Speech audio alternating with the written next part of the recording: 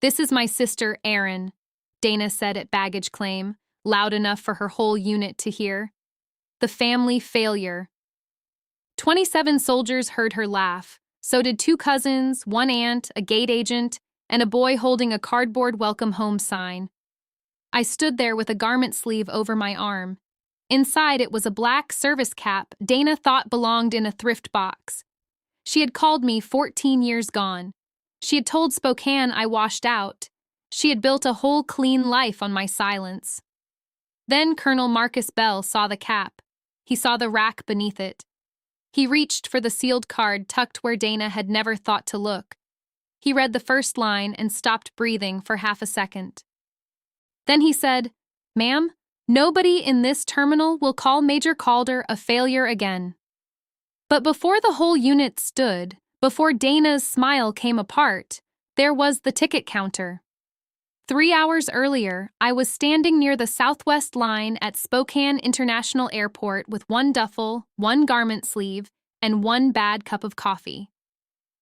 I had been home for 46 minutes. That was long enough to know the airport had changed less than I had. Same low ceilings, same rolling suitcases, same tired families pretending travel made them nicer. The floor shine smelled like lemon cleaner and old rubber wheels. I was 42 years old. I had 14 years away behind me. Dana had already turned those years into a story. I had not answered it yet. An elderly man in a faded Vietnam veteran's cap stood at the ticket counter. He was trying to check a bag tagged to Boise. His boarding pass said Burbank.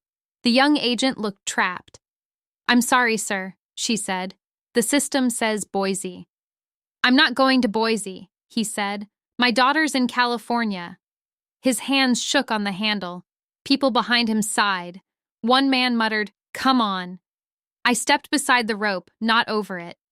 "Sir," I said, "may I see the tag?" He looked at me. "You work here?" "No." That seemed to satisfy him. The tag had the wrong 3-letter code. BOI instead of BUR. Easy mistake. Bad day if nobody caught it. I looked at the agent. "Can you void the first tag and print a manual reissue?" "Same bag weight. Same passenger. He hasn't surrendered the bag yet." She blinked once, then her fingers moved. The man stared at me. "You sure?" "I'm sure. Burbank is BUR. Boise is BOI." The agent printed the new tag. She looked relieved enough to cry, but she kept it professional. "Thank you," she said. I nodded. I don't get loud. I get correct. That rule had saved more than luggage. The old man took his boarding pass. "You military?" "Used to be." He looked at the garment sleeve. "Still carry it straight." Some habits stay in the hands. I watched him shuffle toward security. Then I turned toward baggage claim and saw a young soldier by the escalator. He could not have been more than 21. His uniform was pressed. His boots were clean. His left sleeve carried a unit patch sewn upside down. He stood with a girl in a sundress and a toddler asleep on her shoulder. His face had that new home look, proud, nervous, half-starved for normal. I walked past him once. Then I stopped. "Specialist," I said quietly. He straightened before he meant to. "Ma'am, your patch is inverted." His face went red. He looked down. "Oh no, my wife sewed it on last night." The girl covered her mouth. "I told you I was tired." "It happens," I said. "Fix it before the ceremony." He nodded fast. "Yes, ma'am. Thank you, ma'am." No harm done. He looked at my bag, then at my face. He wanted to ask. He didn't. Good training, maybe, or good manners. I kept walking. The garment sleeve weighed almost nothing. Still, my left arm felt it. Inside was my dress jacket, my skirt, a white shirt, and the black service cap my father mailed me 4 months before he died. Ray Calder was a mechanic. He worked buses for Spokane Transit for 29 years. Before that, he turned wrenches on trucks the Army kept too long. Vietnam era. never talked about the parts that mattered. He did not understand my silence. He did keep my proof. That was more than most people do. The cap had come in a crushed brown box. My address in Tacoma had been written in his blocky hand. He had taped every corner twice. Inside was the cap wrapped in tissue paper. Under it was a note. When they make you small, let the record stand taller. That was Ray. 9 words, no apology, no speech. I put the note back in the box that day. I did not look behind the sweatband. Not then. Maybe I already knew. Maybe I was tired of things that only proved pain after the pain was done. My phone buzzed while I passed the USO lounge by Concourse C. Dana. Her text said, "Where are you? We're downstairs. Don't make this weird," I typed, "at baggage claim in 2 minutes." Then I deleted the second sentence I wanted to write. I did not tell her I had already fixed 1 bag, 1 patch, and 1 small panic before breakfast. Dana valued polish. She did not value function, a common family illness. I took the escalator down. Spokane baggage claim opened below me in strips of gray carpet, metal rails, and tired July light. Families stood in clusters. Kids dragged balloons. A man in a Gonzaga shirt held flowers. 2 women wore red, white, and blue scarves. A returning guard unit had landed 20 minutes before me. You could feel it before you saw it. Hugs lasted longer. Men cleared their throats. Mothers touched faces like they were checking inventory. Near Carousel 3, Dana stood in white pants and a navy blouse. Her blonde hair was pinned back. Not a strand moved. My sister always looked camera-ready, even when no camera had asked. Beside her stood her husband, Captain Owen Voss of the Washington National Guard. He wore civilian clothes, tan slacks, pressed shirt, expensive watch. He had the soft hands of a man who loved rank more than work. I had met him twice. Both times he called me kiddo. I was 37 the second time. My Aunt Carol stood behind Dana with a cane and a pinched mouth. My cousin Mark leaned against a pillar, scrolling his phone. There were others, too. Neighbors, charity people, a few spouses from Owen's unit. Dana had brought an audience. That should have warned me. She saw me and smiled. Not warm, displayed. "There she is," Dana said. I stepped off the escalator. Dana. She air-kissed my cheek. Her perfume smelled expensive and sharp. "You look tired," she said. "I was on the early flight." "You always did pick the hard way." Owen gave me his hand. "Aaron. Long time." "Captain Voss." His smile twitched. "Owen is fine." "Then Aaron is fine." Dana's eyes flicked to the garment sleeve. "What's that?" "Clothes." "For Mom's appointment?" "For later." She gave a small laugh to the woman beside her. "Aaron always packs like she's invading something." Nobody laughed much. Dana tried again. "Well, after 14 years gone, I suppose a duffel is sentimental." 14 years gone. She said it smooth, like she had practiced. "I was stationed," I said. "Right," she said. "Of course. The word right did the work." Owen cleared his throat. "Your bags come yet?" "Just this." "That's it?" Dana asked. "That's it." She looked pleased by that. People like Dana read small luggage as failure. They never ask what a person learned to leave behind. The carousel alarm buzzed. A belt started moving. Dana turned toward her circle. "We should hurry. The unit welcome is at 5. The donors are coming at 6:30. Then Mom's paperwork tomorrow." I looked at her. "Paperwork?" She kept watching the belt. "The medical power updates." "What updates?" Now she looked at me. Her smile stayed, her eyes didn't. "Oh, I told you in the group message." "I'm not in a group message." Aunt Carol shifted. Dana brushed lint from her blouse. There was no lint. "Well, you've been hard to reach." "My number hasn't changed in 9 years." "Aaron," Owen said softly, "today's not the day." That line has always been useful to cowards. I looked from him to Dana. What paperwork? Dana lowered her voice a little. Not enough.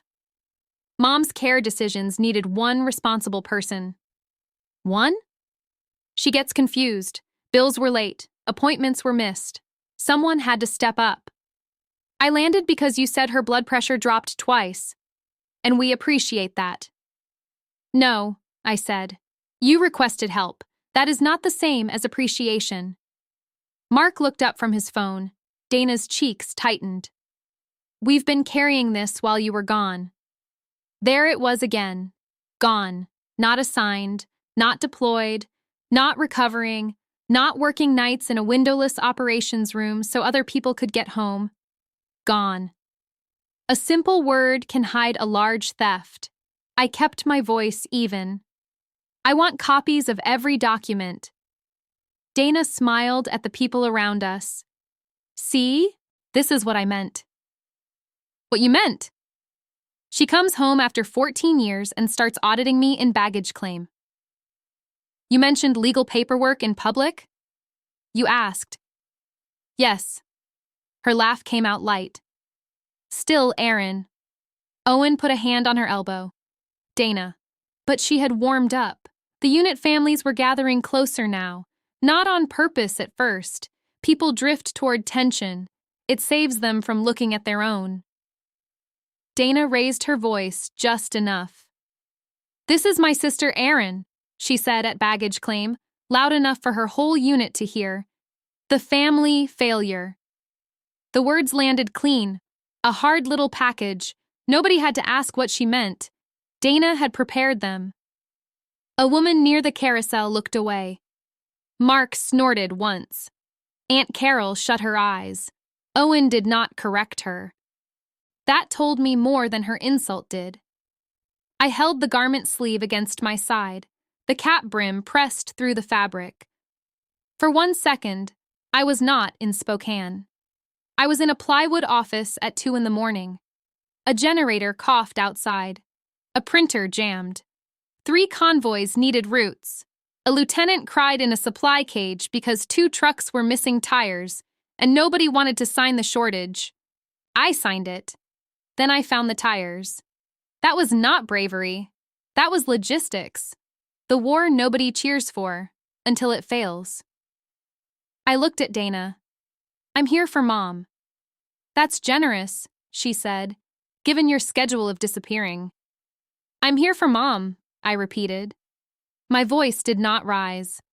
A young soldier near the pillar watched me, the one with the upside-down patch. He looked at Dana, then back at me. His patch was still wrong. Dana turned away first. That was her mistake. She thought silence meant surrender. I had learned the difference. The drive from Spokane International to East 17th Avenue took 24 minutes. Dana insisted I ride with her and Owen. She said it made sense. It did not. My duffel went in the trunk beside 2 boxes of charity banners. The garment sleeve stayed across my lap in the back seat. Owen drove. Dana sat up front, making calls through the car speaker. Yes, Colonel Bell's flight arrived, she said. Yes, most of the families are here. The welcome table is set by the USO desk. I looked out the window as we left the airport loop. Dry grass, rental car signs, low warehouses. The road running east toward the city I had avoided and missed in equal amounts. Spokane in early July had a hard brightness, the kind that shows every crack in the curb. Dana kept talking. No, Aaron made it in. Yes, finally. Finally, that one was for me. I watched Owen's eyes in the rearview mirror. He heard it. He approved it by staying quiet. Dana ended the call. Colonel Bell is very respected, she said. Please don't do anything odd tonight. I looked at her reflection. Odd. You know what I mean? I don't. She sighed. Don't bring up old Army stuff. My old Army stuff? You know how veterans get. Owen made a small noise. Dana. What? I'm saying it kindly. No, I said. You're saying it in advance. She turned in her seat. Aaron, these are real soldiers coming home today. Owen's unit has been through a lot. I looked at Owen. What unit? He answered before Dana could. 161st Support Battalion. Attached elements. 9-month rotation. Where? Kuwait mostly. Some movement support north. I nodded. Dana smiled again. See? This is exactly what I mean. She interrogates. I asked 2 questions. You make people feel examined. That happens when answers are weak. Owen's eyes snapped to the mirror. There was the first crack. Small. Useful. Dana turned forward. Please don't embarrass the family. The family. I had heard that phrase in the same house where I learned to patch drywall. Ray used it when bills were late. Mom used it when Dana cried. Dana used it when she wanted my room, my time, or my silence. We passed under the freeway sign toward Lincoln Heights. I saw the South Hill rise ahead, trees, brick houses, lawns going yellow at the edges. The Calder house sat on East 17th Avenue near a maple tree Ray planted before I was born. 3 bedrooms, 1 bath, detached garage, front steps that dipped on the left. I knew every noise in that house. The furnace click, the kitchen drawer that stuck, the pipe knock after someone showered. I also knew the night I left for Fort Lewis. Dana had stood on the porch in sweatpants, arms crossed. Mom cried in the kitchen. Ray stayed in the garage. Nobody said they were proud. Dana said, "Don't expect us to clap because you couldn't finish college." I had been 22. I had 1 scholarship gone, 2 jobs behind me, and a recruiting packet in my bag. "I'll send money," I said. Dana laughed. "With what? Push-ups?" I sent money anyway. Not much at first, then more. Never enough to change the story. The house looked smaller when we pulled up. Houses do that when they stop being shelter and become evidence. A ramp had been added to the porch. Good wood, bad angle, too steep by several degrees. I noticed it before I noticed the flower pots. "Who built the ramp?" I asked. Owen parked. "A volunteer group." "It's too steep."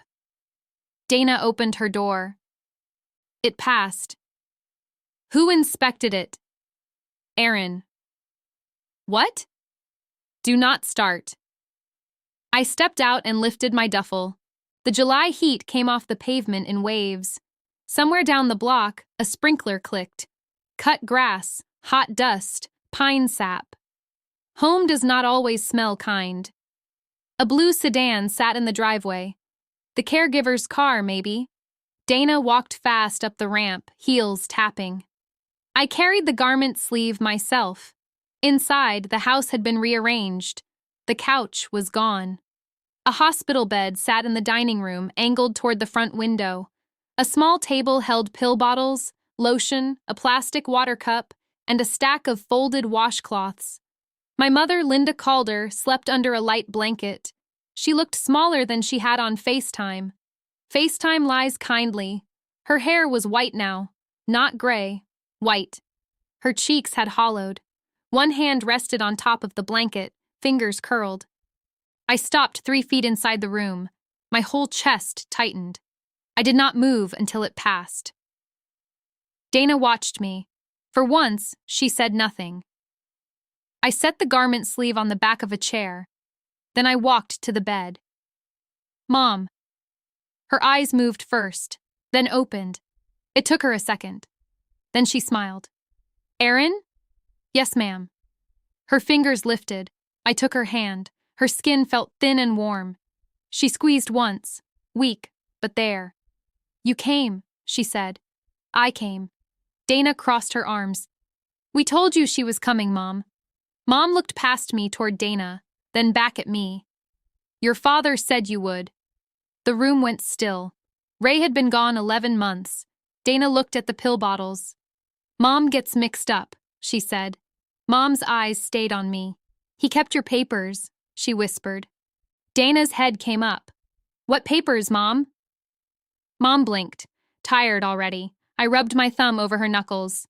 It's all right. No, Mom said. Not all right. Her voice was barely there. Dana stepped closer. She needs rest. I know, I said, but I did not let go of Mom's hand. Mom swallowed. Garage shelf, she said. Dana laughed softly. There's nothing in the garage but Dad's junk. I looked at her. Ray Calder did not keep junk. He kept bolts and baby food jars by thread size. He kept receipts from 1991 because a warranty might still matter. He labeled extension cords. If Ray kept something, it had a job. Mom closed her eyes. I stood there another minute. Then Dana touched my shoulder. Too familiar. Too late. Let her sleep. I moved away because Mom needed quiet. Not because Dana said so. In the kitchen, the old table had been replaced by a glass one. Dana's choice. Pretty and useless. Ray would have hated it. There were folders on the counter. I saw a care agency logo, a bank logo, a hospital packet, a notary stamp on the top page. Dana moved toward them fast. I moved faster. I picked up the top folder. Aaron, she said. Medical durable power of attorney, I read. Signed June 23rd. You weren't here. You didn't tell me. You were unreachable. I opened my phone and showed her the call log. No missed calls from Dana in June. No missed calls from Owen. No texts about power of attorney. She glanced once. That doesn't prove anything. It proves what it proves. Owen stood in the doorway. Maybe we should all sit down. I looked at the signature page. Mom's signature shook across the line. Witnessed by Carol Ames and Dana Calder Voss. Notarized by someone named Whitaker. My Aunt Carol had poor eyesight and worse courage. Where was Mom when she signed? Dana's jaw tightened. Here. What time? I don't remember. The notary stamp has 9:10 in the morning. So? Mom's caregiver notes say she had a cardiology appointment at 9. Dana blinked. I held the page out. Where was she? Owen took one step in. Aaron, careful! Careful is why I'm reading. Dana snatched the folder from my hand. Enough! You don't get to walk in and accuse me. I asked where Mom was. You forfeited that right. There it was. The charge, the sentence, the family verdict. I looked at her. I forfeited nothing. You left. I served. You left. I sent money. You sent checks and silence. That one landed, because it had some truth in it. The best lies usually borrow a rib from truth. I had sent checks. I had stayed silent. I had missed birthdays, surgeries, Thanksgiving tables, Ray's last good winter, and Mom's first fall.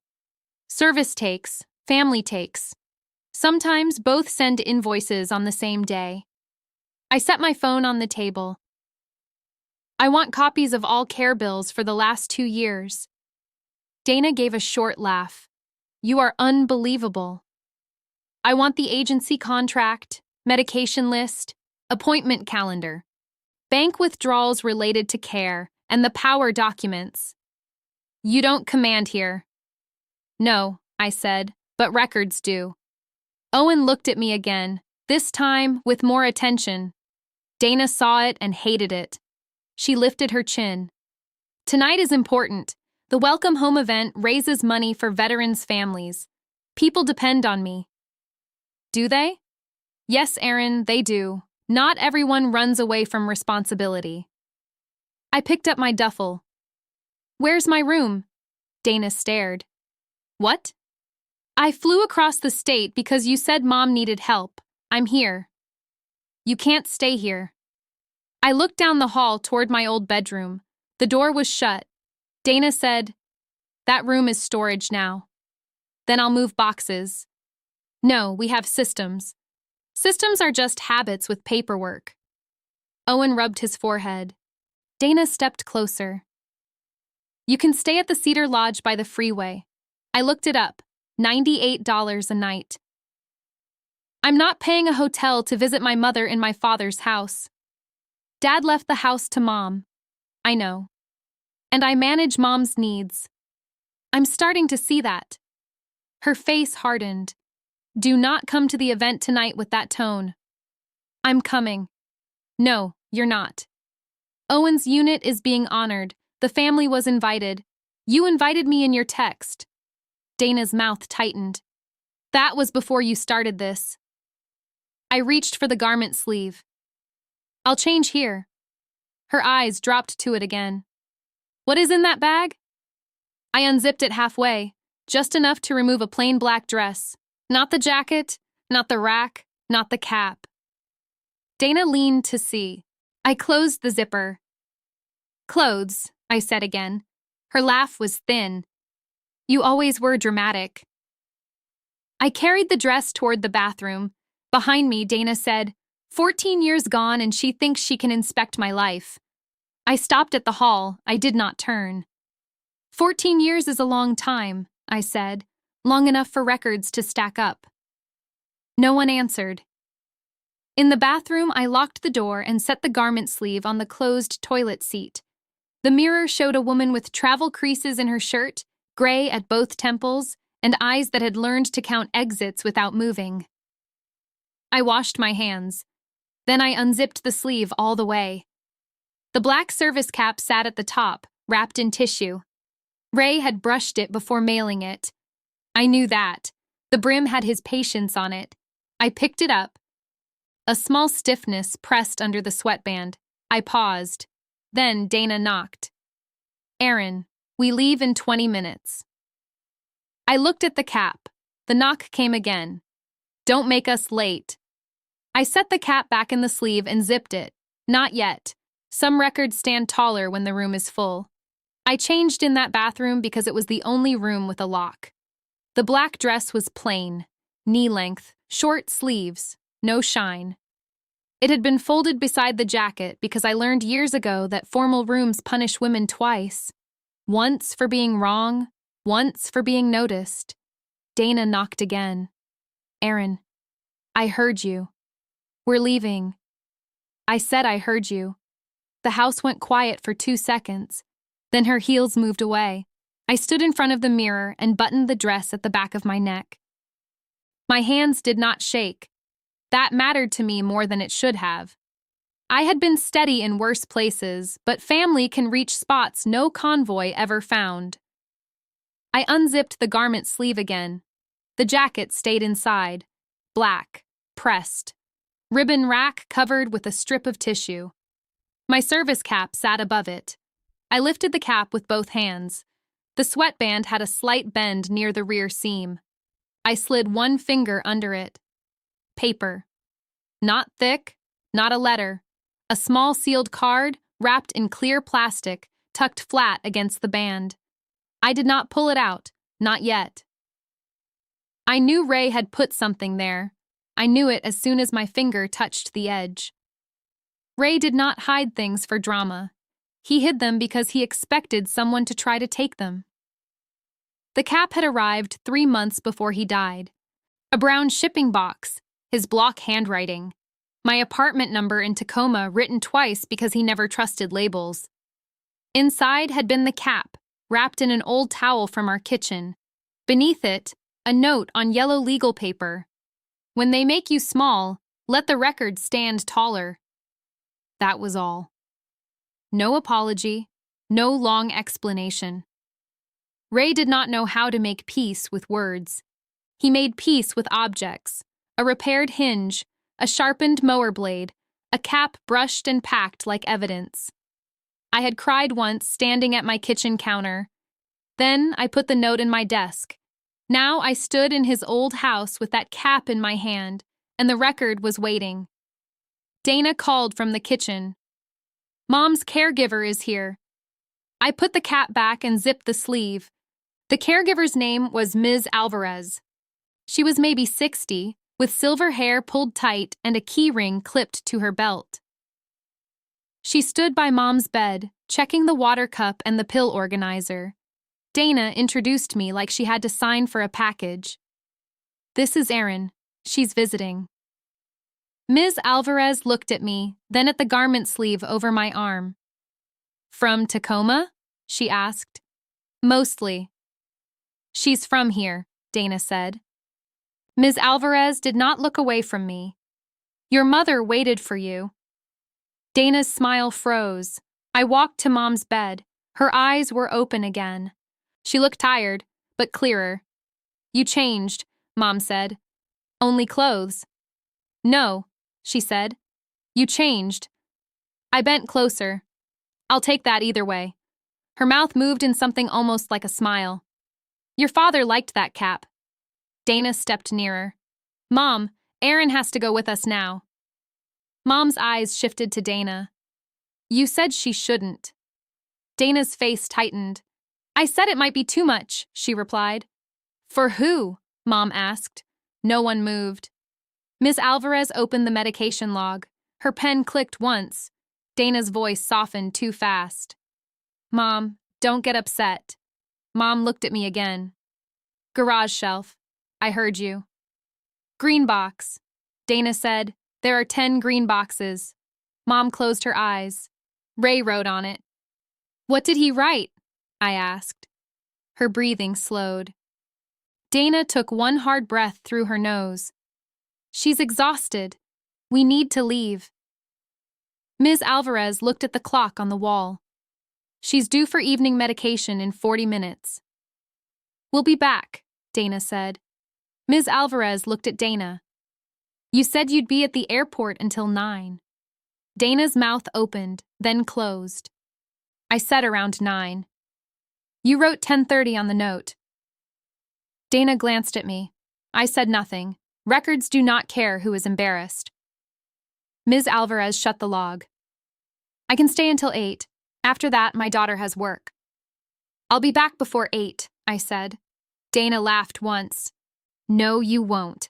The program runs long. Then I'll leave early. You can't just leave. I can. Owen stood near the front door, keys in hand. He watched us with a look I had seen on junior officers when the map stopped matching the road. Dana grabbed her purse. Fine. Be difficult. Accurate, I said. She turned. What? I'm being accurate. Aunt Carol waited on the porch when we came out. Mark was beside her, scrolling on his phone. He had changed into a blue button-down shirt and looked irritated by the existence of buttons. Aunt Carol smiled at me too brightly. You look nice, Aaron. Thank you. Dana locked the door. I looked at the ramp again. Too steep. One loose screw on the left rail. Fresh scuff marks near the bottom where a wheelchair footrest had scraped. Who uses the ramp with Mom? I asked. Dana pocketed the key. Caregivers. Do they complain about the angle? No. Ms. Alvarez had followed us to the doorway. She heard me. Yes, she said. Dana turned slowly. Ms. Alvarez did not raise her voice. I wrote it twice. Where? Dana asked. In the care log. Dana smiled with her teeth. I must have missed that. I put a sticky note on June 28th. Dana looked at me like I had planted the woman there. I had not. That was the trouble with careless people. They think every fact is an ambush. Owen cleared his throat. We need to go. Aunt Carol touched my arm. It's good you're home. I looked at her hand until she removed it. Did you witness Mom's signature? Her face went pale under the porch light. Dana snapped, Not now. Aunt Carol swallowed. Dana said it was routine. Did Mom sign in front of you? Carol looked at Dana. That was the answer. I nodded once. Thank you. I didn't say anything. You did. Dana stepped between us. This is exactly why I didn't want you here. I looked at her. Because people answer questions? Because you twist everything.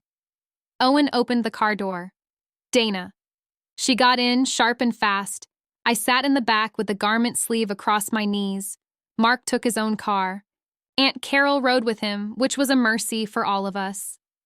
The drive back toward the airport held the kind of silence that is not peace. Dana kept checking her makeup in the visor mirror. Owen drove with both hands on the wheel. At the light on Ray Street, Dana said, "Do not ask anyone at the event about paperwork." "I came for Mom." "You came to judge me." "I came because you called." "I texted." "You texted that Mom's pressure dropped twice." "It did." "Then why was your first plan a hotel?" She shut the visor hard.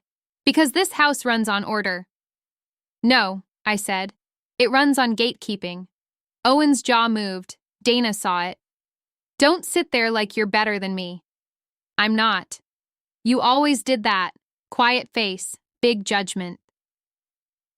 I learned quiet at home. Owen glanced at the mirror. Dana turned in her seat. "You know what people asked me after Dad's service?" "They asked where you were?" "I was there." "You stood in the back." "I arrived from a medical board appointment." "You didn't speak." "Ray didn't ask for speeches." "He was your father." "Yes." "He deserved more than a uniform in the back row." I looked out at the dry grass along the curb. Ray had deserved more. That was true. He had deserved daughters who knew how to stand in the same room without making him choose. He had deserved a last year without bills hidden in kitchen drawers. He had deserved to see the note in my desk opened before he was gone. Truth can stand beside cruelty. That does not make cruelty true. Dana faced forward. "And tonight," she said, "Owen deserves support." "What does Owen need supported?" Owen spoke before she could. "It's a welcome home reception. Families, donors, local press, nothing formal." Dana added, "Colonel Marcus Bell will speak." The name settled in the car. I had not heard it out loud in years. Marcus Bell had been a lieutenant colonel the last time I saw his signature. Camp Arifjan, February 2013. Movement tables, fuel allocations, a line of trucks sitting useless because a contract convoy had been rerouted, and nobody admitted it until 16 hours were gone. Bell had not been in the room with me then. He had been north, waiting for equipment that did not exist on paper anymore. My team rebuilt the route, swapped tires from deadlined vehicles, and pulled 3 drivers from rest because the whole chain was leaning. I signed 2 exception memos and 1 risk note that made my colonel swear into a phone. The convoy moved before dawn. Bell sent 1 sentence back through channels. "Tell Calder the math held."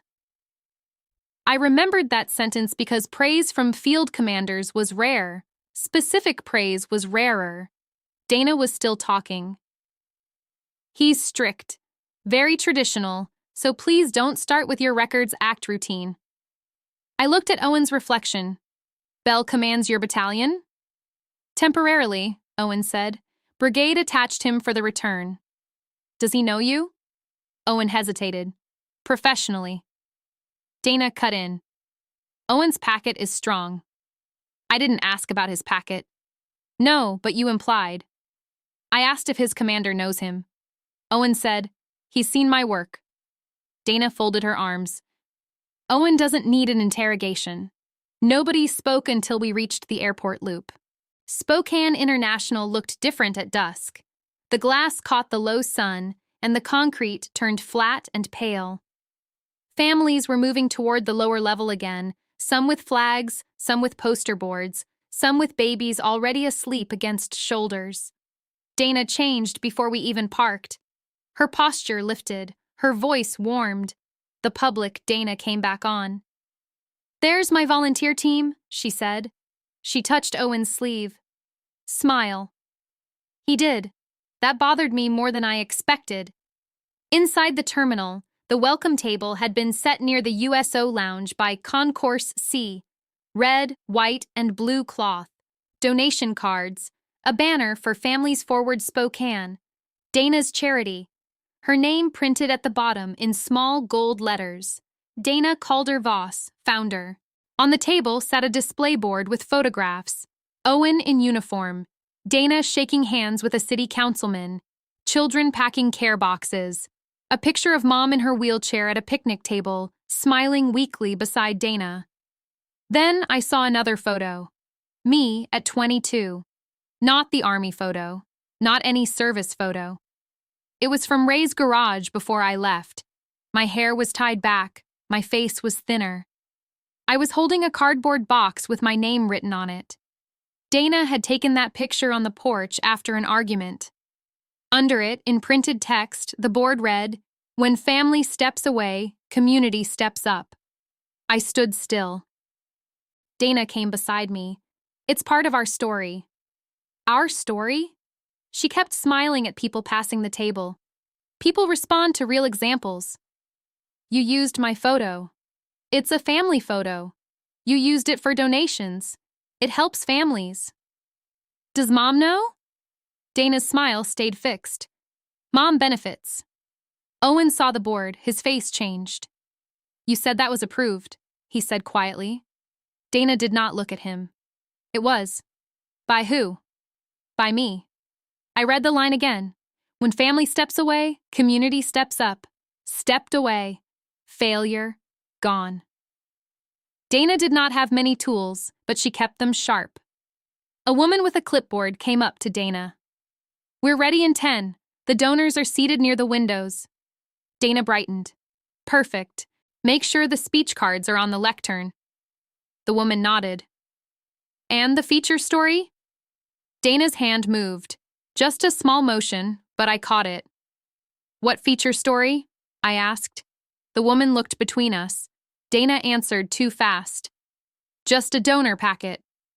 "About who?" "Families under strain." "About me?" Dana's eyes hardened. "Not everything is about you." The woman held the clipboard closer to her chest. Owen said, "Dana." She turned on him softly. That was worse than shouting. "Please don't do this here." I looked at the welcome area. Folding chairs had been arranged facing a small lectern. A microphone stood on it. Behind that was a banner with Owen's battalion crest and the charity logo. Soldiers in tan uniforms were moving through with families, laughing, hugging, adjusting bags. Near the USO door, I saw the young soldier from baggage claim. The upside-down patch had been fixed. He saw me looking and touched his sleeve. Then he nodded once. I nodded back. Dana followed my gaze. "You know him?" "No." "Then don't stare." He fixed his patch. "What?" "Nothing." A USO volunteer handed out water bottles. A little boy dragged a paper flag along the floor until his mother corrected him. Mark stood near the donation table, taking pictures of the crowd. Aunt Carol sat in the second row with her purse clutched in both hands. I moved toward the side wall.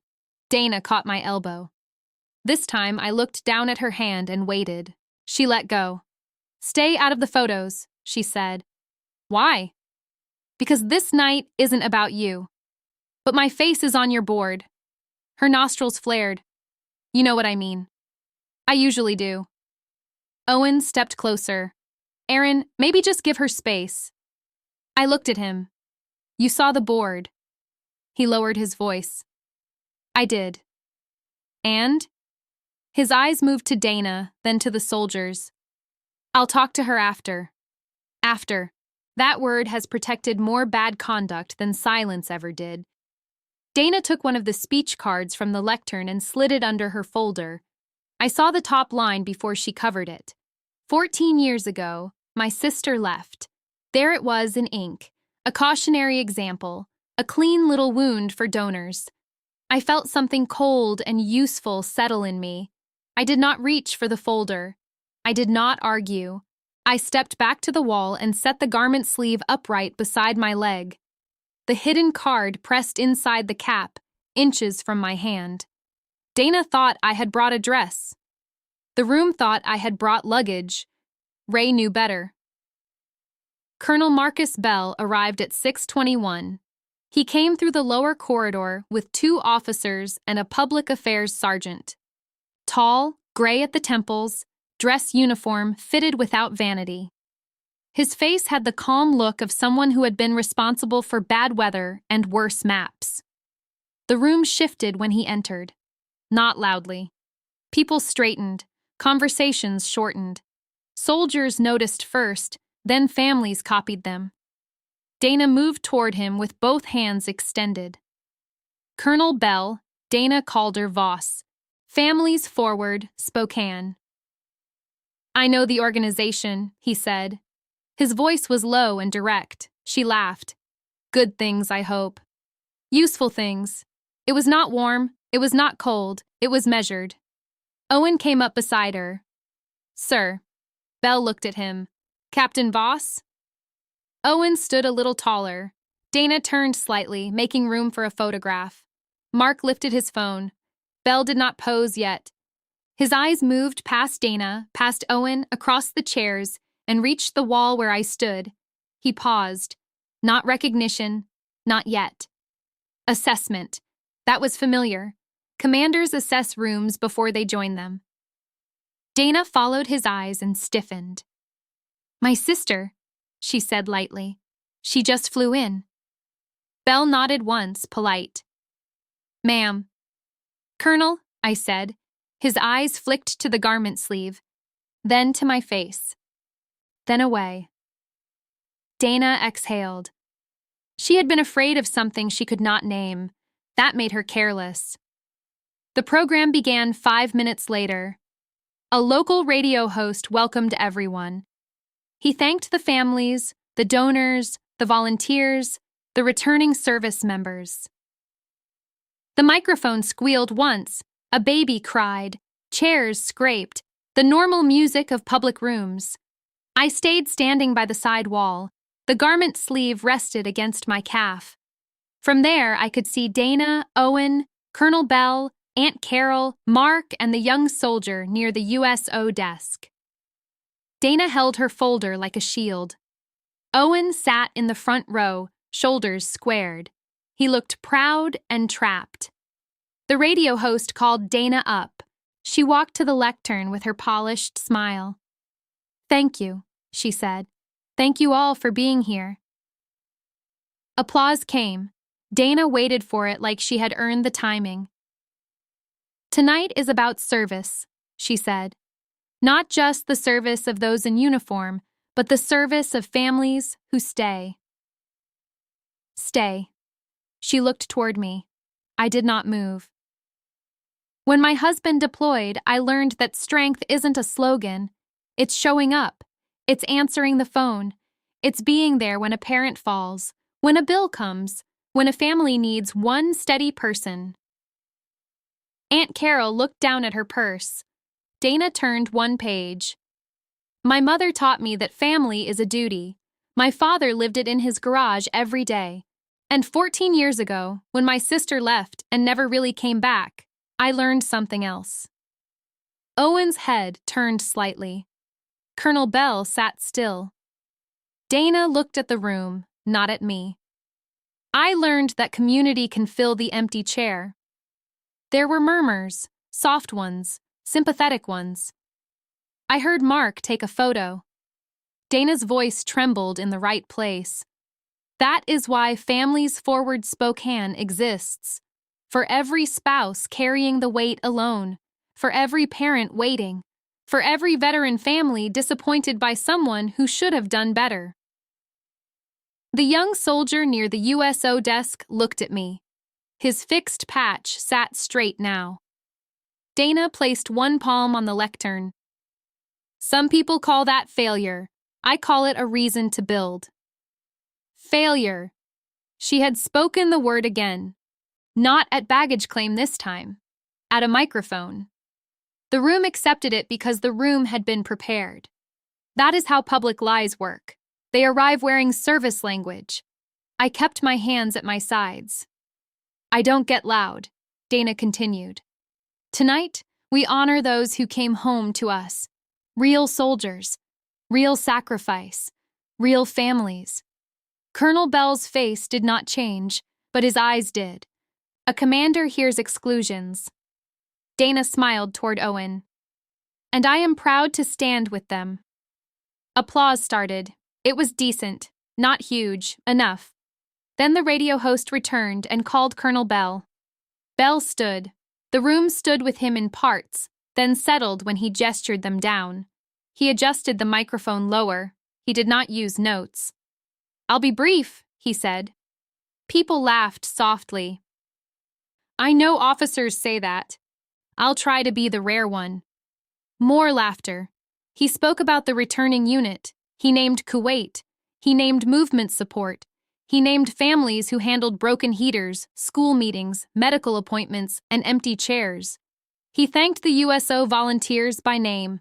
Then he said, "A unit survives on records." The room quieted. Not stories, records, maintenance records, leave records, route records, medical records, award records, the dull paper that keeps people honest. Dana stopped smiling. Belle glanced at her, then back to the room. In 2013, I was part of a movement problem that could have become very expensive and very dangerous. We had equipment waiting north. We had bad information. We had a route that collapsed on paper before the vehicles ever moved. My chest tightened. No, not here, not yet. He continued. A logistics officer rebuilt the movement table in one night. She found tires nobody could find. She signed for shortages other people avoided. She moved the convoy before dawn. The room was silent, not quiet, silent. Belle looked down for the first time, as if checking a memory against the floor. I never met her face to face then. I only knew the name on the report. Dana's fingers pressed into her folder. I felt the cap inside the garment sleeve. The card waited there. It was still hidden.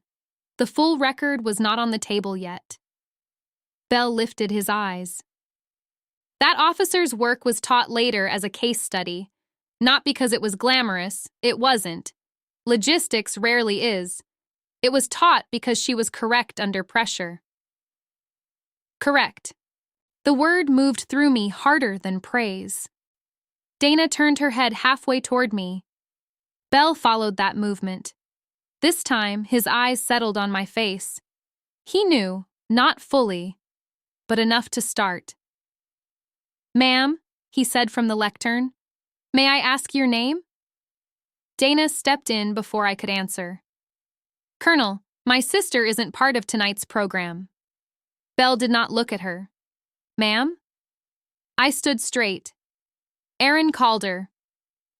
The microphone caught the small intake of air from the front row. Belle's hand left the lectern. "Aaron Calder," he repeated. Dana laughed, too bright. "Yes, same last name, small world." Belle looked at her then. "No," he said, "not small." The public affairs sergeant beside him had already taken out a phone. He was searching something, fast, thumb moving, eyes sharp. Belle looked back at me. "Did you serve in 3rd Sustainment Command, 2012 to 2014? Dana's face changed. I answered because he had asked a record question. "Yes, sir." "Rank at separation?" The room held its breath. I could have said it. I did not want to. Silence can be discipline. It can also be a door. "Retired Major," I said. A chair scraped. Aunt Carol covered her mouth. Owen turned fully around. Dana whispered, "No." Belle stepped away from the lectern. He came down from the small platform and walked toward me. Every eye followed him. He stopped 3 feet away, close enough to speak without the microphone. "Major Calder," he said. There was no salute, not yet. That mattered. The detonator was not armed. Dana rushed toward us. "Colonel, there's been a misunderstanding." Belle still looked at me. "Do you have identification?" I reached into my small bag and took out my retired military ID. He did not touch it. He leaned just enough to read. Then he nodded. "Thank you." Dana's laugh cracked. "Aaron, why would you carry that?" I looked at her. "Because it's mine." The public affairs sergeant reached Belle's side and held out the phone. Belle read the screen. His expression sharpened. "Sir," the sergeant said quietly, "there are 2 Calders in the search. 1 local charity file, 1 award index." Dana's hand closed around her folder. Belle looked at me again. Do you have your records with you? I thought of Ray's note, the cap, the card, the metal rack still covered. Dana said, She doesn't. Of course she doesn't. Belle turned to her. Mrs. Voss? She blinked at the formal address. This is a welcome home event, she said. Can we not make it uncomfortable? Belle's voice stayed even. You used her as an example in your remarks. That was personal context. You made it public. Owen stood. Sir, maybe we should pause. Belle looked at him. Captain, sit down. Owen sat. That was the first time all evening Dana looked truly alone. Belle turned back to me. Major, I won't press you. Good commanders know the difference between truth and spectacle. I looked at Dana's display board. My 22-year-old face stared from the foam backing under that line about stepping away. Then I looked at Aunt Carol. Her eyes were wet. Not enough, but real. I looked at Owen, who had helped carry a lie by choosing comfort. Then I looked at Dana. She mouthed one word. Don't. I heard Ray in that garage, not as a ghost, but as a habit. Check the belt. Check the oil. Keep the receipt. Let the record stand taller. I unzipped the garment sleeve halfway. Dana moved fast. Aaron, stop. Belle did not move. The young soldier by the USO desk stood straighter. I took out the black service cap and held it at my side. Nothing else. Not the jacket, not the rack, not the card. Dana stared at it like it had spoken. Belle's eyes dropped to the cap. Recognition came closer, but did not land. That's enough, I said. My voice carried less than the microphone, but more than Dana wanted. I'm not part of your program. I zipped the sleeve again. Dana released a breath as if she had survived something. She had not. Belle looked at me for a long second, then he gave the smallest nod. Understood. He returned to the lectern. The room did not recover. It rearranged itself around the new fact. Retired major. Award index. Records. Dana's speech still sat in the air, but now it had cracks. Belle finished with discipline. Families matter, he said into the microphone. So does accuracy. Tonight, thank the people who stood watch at home. Also remember that absence is not the same as abandonment. Some service is visible, some is not. He stepped back. Applause came slowly, then stronger. Not for me exactly. Not yet. For the correction. For the discomfort finally being named by someone with rank enough to survive it. Dana did not clap. I put the cap back in the garment sleeve. The sealed card stayed behind the sweatband. The public truth had opened 1 inch. That was all it could open without becoming the thing Dana feared most. Proof. The radio host tried to smile the room back into shape. Thank you, Colonel, he said. That was very moving. Nobody laughed. Dana moved first. She crossed to the donation table and took hold of the display board with both hands. She did it gently, like she was only adjusting it. Then she turned the board slightly toward the windows. Away from the chairs, away from Belle, away from me. Mark lowered his phone. Dana? Help me move this, she said. Why? Because it's blocking traffic. It was not. The board had been there for an hour, and nobody had touched it until the truth put weight on it. Colonel Bell stepped down from the platform. People began standing in small groups. Some went to hug soldiers, some went to the USO desk, some stayed in their seats and watched Dana pretend the evening had not shifted under her feet. Owen came toward me but stopped halfway. He looked at the garment sleeve, then he looked at my face. Aaron, he said, I didn't know. No. I mean it. I know what you mean. His mouth tightened. Dana told me you left after basic. I was never in basic after 22. He blinked. I said, Officer candidate school came first. Owen looked down. A captain knows what that means. A captain also knows when a story should have raised questions years ago. Dana heard us. She left the board and came back fast. Owen, don't engage this. He turned to her. Don't engage what? This confusion.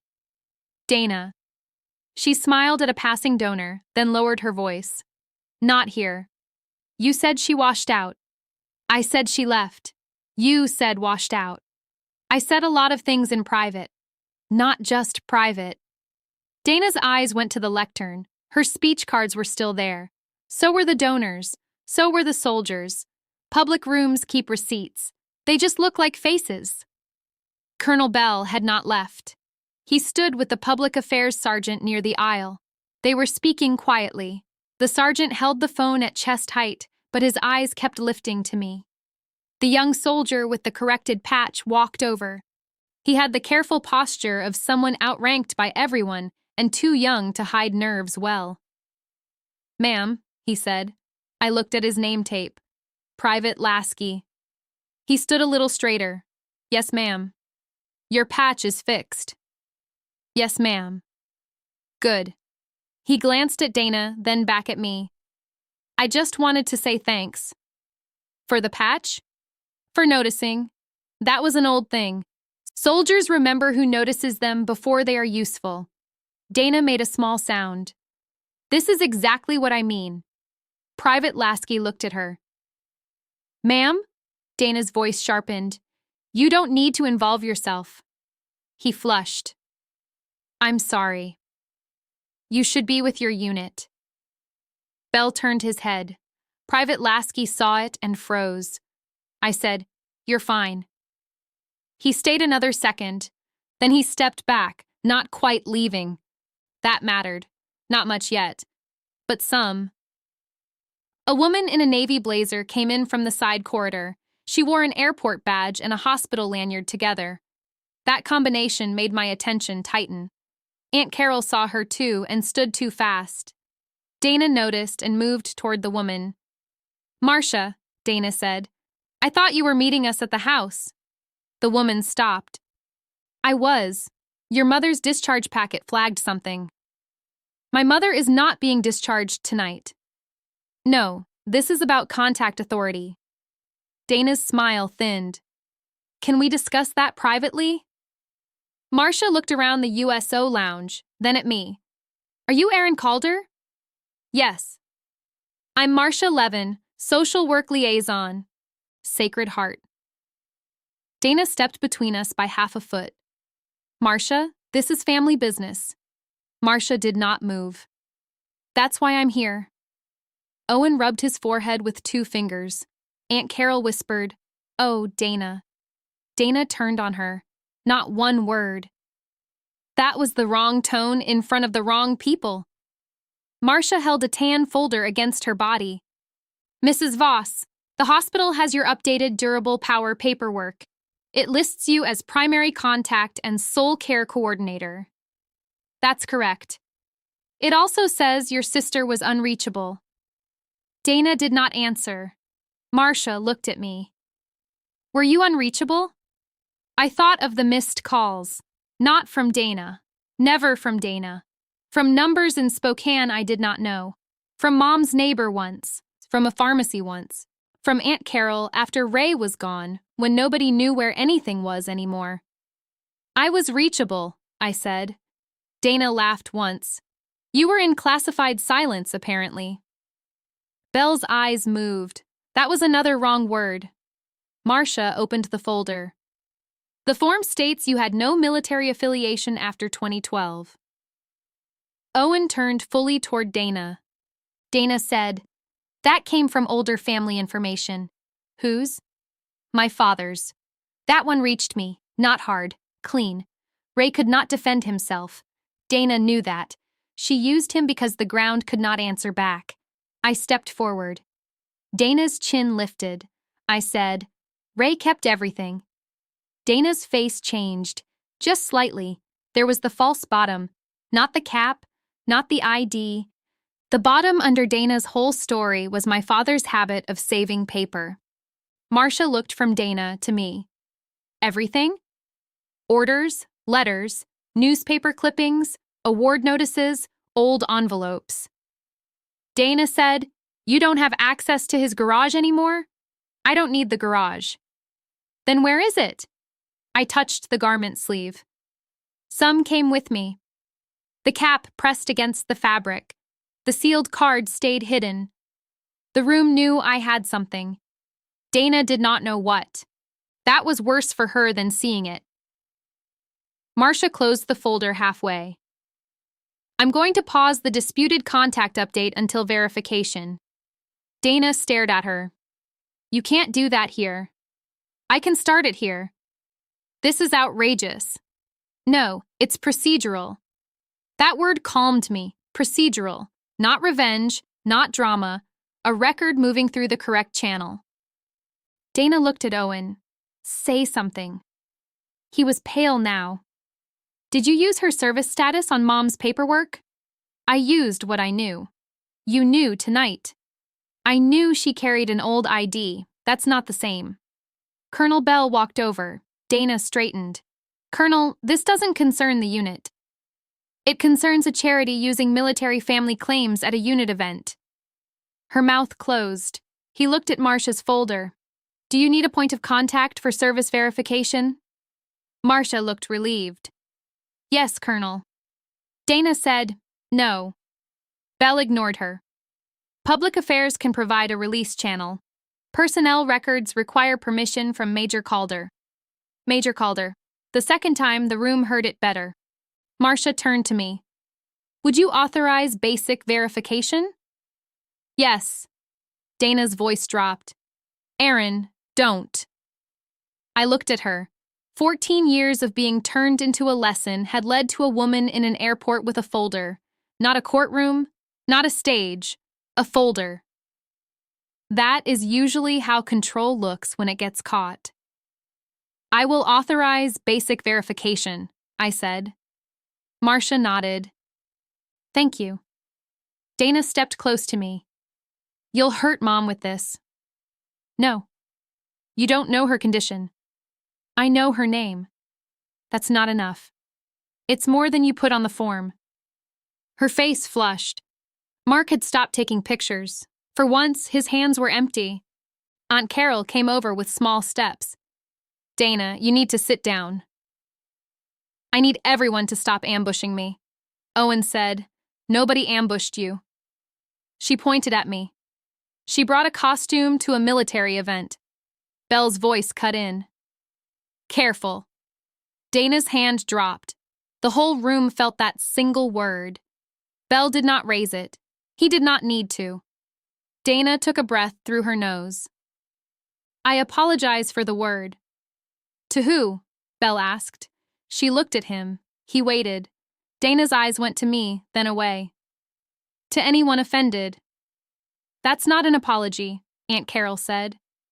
Dana stared at her, betrayed by obedience failing in public. The radio host came over nervous. "Mrs. Voss, donors are asking about the pledge cards." Dana grabbed that lifeline. "Then take them." "They're asking whether the family story is accurate." Silence again. Not quiet. Silent. The public affairs sergeant lowered his phone. "Sir, we also have the event packet online." Dana turned. "What?" He looked at Belle. "The feature story is posted." Owen said, "Posted where?" The sergeant looked uncomfortable. "The charity site. Social media, too." Dana whispered, "Mark." Mark swallowed. "You said schedule it at 6. I said after photos. You said 6. Owen looked at him. "Show me." Mark held out his phone. Owen read for 3 seconds. His face hardened in a way I had not seen from him all night. He looked at Dana. "You named her." Dana snatched the phone. "It was a draft. It's live. I can remove it. You put Mom's care in it." My stomach tightened. Marcia's head came up. "What care details?" Dana looked trapped now. Not cornered. Trapped. There is a difference. A corner gives you direction. A trap gives you only yourself. Owen took the phone back and read aloud, his voice flat. After 14 years gone, one Spokane daughter stayed, managed appointments, protected her mother, and built community where family failure left a hole. Aunt Carol sat down. Private Lasky looked at the floor. The phrase had been polished for donors. That made it uglier. Dana had not spoken from pain. She had edited it. Marcia held out her hand. I need that link. Mark gave it to her without looking at Dana. Dana said, "This is being blown out of proportion." Belle asked, "Did donations come through that campaign?" "I don't handle every pledge." That wasn't my question. She glanced toward the donors near the windows. Several had turned their chairs. "Yes," she said. "Some." "How many?" "I don't know." The radio host looked sick. "Dana." She snapped, "I said I don't know." Owen's voice was quiet. "Your board says 28,000 raised." Dana closed her eyes. There it was, not a money story, not really. An honor story with a number attached. She had sold absence as abandonment. She had sold my mother as proof. She had sold Ray's dead silence as permission. I felt anger then. Plain anger. I kept my hands still. I don't get loud. I get correct. Belle turned to the public affairs sergeant. Document the site before it changes. Dana's eyes opened. You can't order that. I can order my staff to preserve what was presented at my unit's welcome home event. Owen looked at Belle. Sir, I'll cooperate. Dana stared at him. Owen. He did not look away from Belle. I'll cooperate. The first real crack between them was not loud. It was one sentence. Marcia wrote something in her folder. Mrs. Voss, I'm freezing the Soul Coordinator update pending review. Dana's voice shook. You're doing that because of her. I'm doing it because the form conflicts with facts presented here. Facts presented by whom? Marcia looked at Belle. Belle looked at me. I did not reach for the card. Not yet. The whole room seemed to lean toward the garment sleeve, but I left it closed. If I opened it now, Dana would make the night about humiliation. The title promise had not arrived. The unit had not stood. Belle had not seen the full record. The truth was awake, but not finished. Dana tried a different voice, softer, for family. Aaron, she said, can we talk in the hallway? No. Her eyes flashed. You owe me that. No. I carried Mom. You controlled Mom. That's cruel. It's accurate. She flinched more at that than any insult would have done. Accurate hurts people who survive on mood. The airport announcement system clicked overhead. A delayed flight to Seattle began boarding at Concourse C. A child asked for a pretzel. A soldier laughed too loudly near the vending machine and then stopped when nobody joined him. Normal life kept walking around us. That made the room feel even more exposed. Colonel Bell spoke to me. Major, I need to ask one more question. I nodded. Did you serve with a movement control element attached to 3rd Sustainment Command in 2013? Yes. Location? I paused. He understood. General region is fine. Northern Iraq support route, then Kuwait staging. The sergeant typed. Bell's face settled into certainty. And in 2014? Afghanistan retrograde support, Bagram to onward movement nodes. Owen breathed out slowly. Aunt Carol whispered, 14 years gone. Dana looked at her. Aunt Carol's voice got stronger. That's what you kept saying. Dana said, because she was gone. I said, I was assigned. Aunt Carol looked at me with wet eyes. You never said. No. Why? Because nobody asked without already answering. That landed harder than I meant it to. Dana looked away first. Belle said, there may be public record of some of it. Some. Enough. The sergeant turned his phone toward Bell again. Sir, award index confirms a Calder, Aaron M., then Captain. Citation reference begins with ARCOM-V and later MSM. Dana said, "Those letters don't mean anything to most people." Belle turned to her. "They mean enough to me." Dana pressed her lips together. He looked back at me. "Do you have the citation reference?" The card behind the sweatband felt heavier than paper. Ray had sent it in a plain padded mailer 8 months before he passed. I had opened it at a kitchen table in Tacoma after a double shift at the distribution yard. The cap smelled like cardboard and old cedar. His note had been folded once. No apology, no speech, just his block letters and the habit of a man who trusted records more than comfort. When they make you small, let the record stand taller. I had put the citation card behind the sweatband and left it there. Not for a ceremony, not for Dana. For the day my own silence stopped being discipline and became assistance. That day had found me at Spokane International Airport, beside a USO lounge, under bad fluorescent light. I unzipped the garment sleeve 2 inches. Dana's shoulders lifted. I stopped. The room stopped with me. Then my phone vibrated. The sound was small, but it broke the pull. I took it out and looked. Unknown Spokane number. I answered. Aaron Calder? Yes. This is Nurse Patel at Sacred Heart. Your mother is awake and asking for you. My throat tightened. Is she stable? Yes, tired, but asking. Dana reached for the phone. Give me that. I stepped back. Nurse Patel continued. She asked if you landed. I looked at Dana. Dana's hand froze. She knows I'm here? I asked.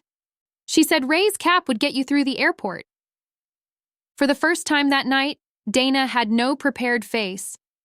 No smile, no injury, no command, just fear. What else did she say? I asked. Nurse Patel lowered her voice. She said not to let your sister send you home. I closed my eyes once, only once. Tell her I'm coming. She said there's no rush. She said finish what Ray started. Dana whispered, Mom didn't say that. I held the phone out slightly. You can ask Nurse Patel. Dana did not take it.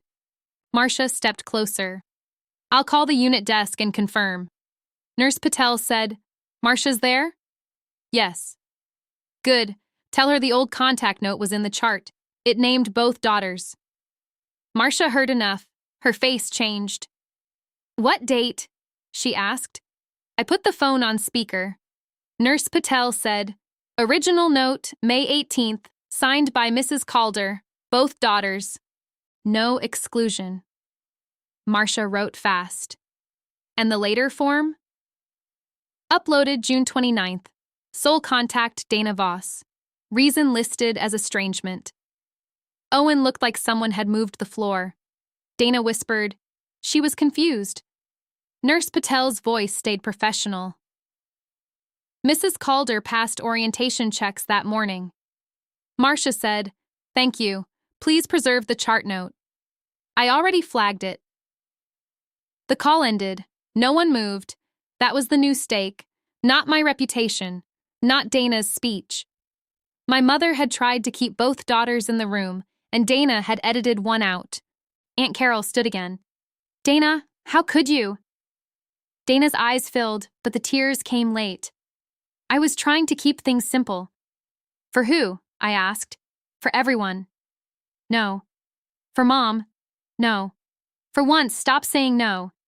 Then stop lying. Her face twisted. You don't get to come back and judge. I came back because nobody else answered. I answered. You answered by deleting me. She looked toward the donors, then the soldiers, then Belle. Every place she looked had become a witness. The radio host stepped away from the lectern as if it might burn him. Belle's voice was low. Mrs. Voss, I'm going to suspend the unit's participation in any further fundraising tonight. Dana stared at him. You can't just ruin an event. I can end my unit's role in it. This charity supports families. Then it can survive review.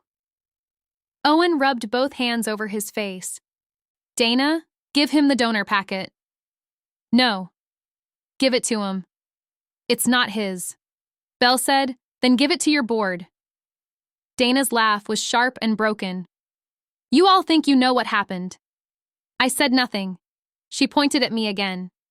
She left. She left Spokane.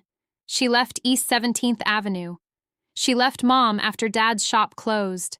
She missed birthdays. She missed surgeries. She missed everything. Each sentence was short. Each one had been used before. I could hear years of practice. I answered one at a time. I left for Fort Lewis. Dana shook her head. I deployed in 2010. You weren't gone 14 years for one deployment. I deployed again in 2012. Stop. I was assigned to 3rd Sustainment Command in 2013. Stop. I moved retrograde equipment in 2014. Aaron. I came back injured enough to get quiet. The room held that gently, not pity, space. I had not planned to say it. I wished I had not, but it was true enough and not too much. Dana's eyes flickered. You never told us. I sent letters. To Dad. Yes. Not to me. No. Why not? I looked at her. You sent the first one back. Her mouth opened. Ray had kept that too. Of course he had. The envelope had a yellow forwarding sticker and Dana's neat handwriting across the front. No longer at this address. I had been at that address for 18 years. Aunt Carol made a soft sound. Dana. Dana shook her head. That was one letter. It was enough. You punished me for 14 years over a letter? No, I believed you. That stopped her. Believed. Not hated, not resented. Believed. I had believed the door was closed. Dana had needed that belief. She had built a life on it. Marcia looked at Dana with less anger now and more concern. That was worse. Anger still treats you as strong. Owen spoke quietly. Is that why Ray kept asking for her address? Dana did not answer. Dana. I didn't know where she was. You just heard her, Fort Lewis, then deployment. I didn't have exact addresses. You had enough to return a letter. She turned away from him. Private Lasky still stood near the edge of the group. His fixed patch faced out. He looked like he wanted to disappear and stay at the same time. Belle saw him. Private Lasky. Yes, sir. Find First Sergeant Harlan. Yes, sir. The private moved fast through the crowd. Dana watched him go. Why do you need a first sergeant? Belle said, because my soldiers are still in this room. For what? For accountability. The word hit Owen, too. He straightened without meaning to. A stocky senior NCO came from near the USO coffee counter. First Sergeant Harlan had reading glasses tucked into his shirt pocket and a face built for direct answers. Sir. Belle said, pause the unit photo. Keep everyone inside the lounge. Yes, sir. Dana's eyes widened. No, absolutely not. Harlan looked at her once, then he looked back at Belle. Yes, sir. He turned and gave 3 hand signals. Soldiers began gathering without a word. Families shifted back. Nobody shouted. Nobody needed to. The unit listened to its own center of gravity. Belle looked at me. Major Calder, I won't ask you to display anything you don't choose to display. I nodded. But this event has used your name, image, and service record in public claims.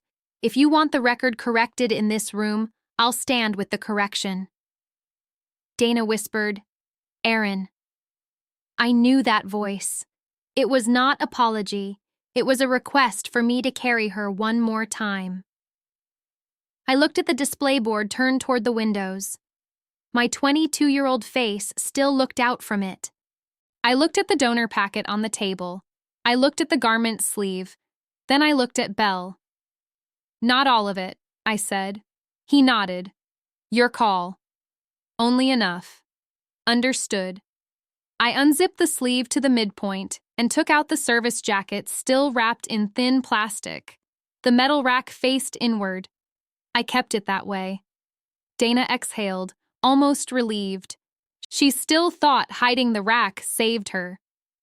I set the jacket over the back of a chair with the inside facing out. Then I took the cap in both hands. The room drew closer without moving. I ran my thumb under the sweatband and found the sealed card. Ray had used a small plastic sleeve from his garage labels.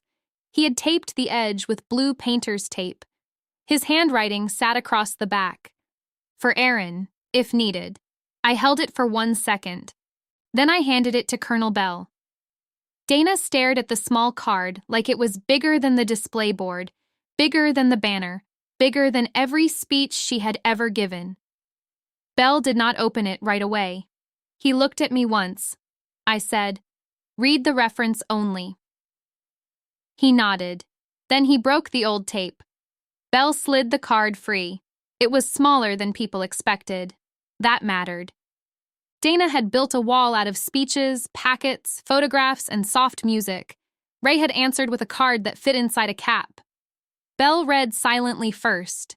His jaw changed. Not dramatic, just set. First Sergeant Harlan noticed it. So did Owen. So did I. Dana tried to step closer. What does it say? Bell held the card flat in one hand. Major Calder asked me to read the reference only. She's hiding behind you now? No, Bell said. She's setting a boundary. Dana's mouth closed. Bell looked down again. Department of the Army, Permanent Order 217-06.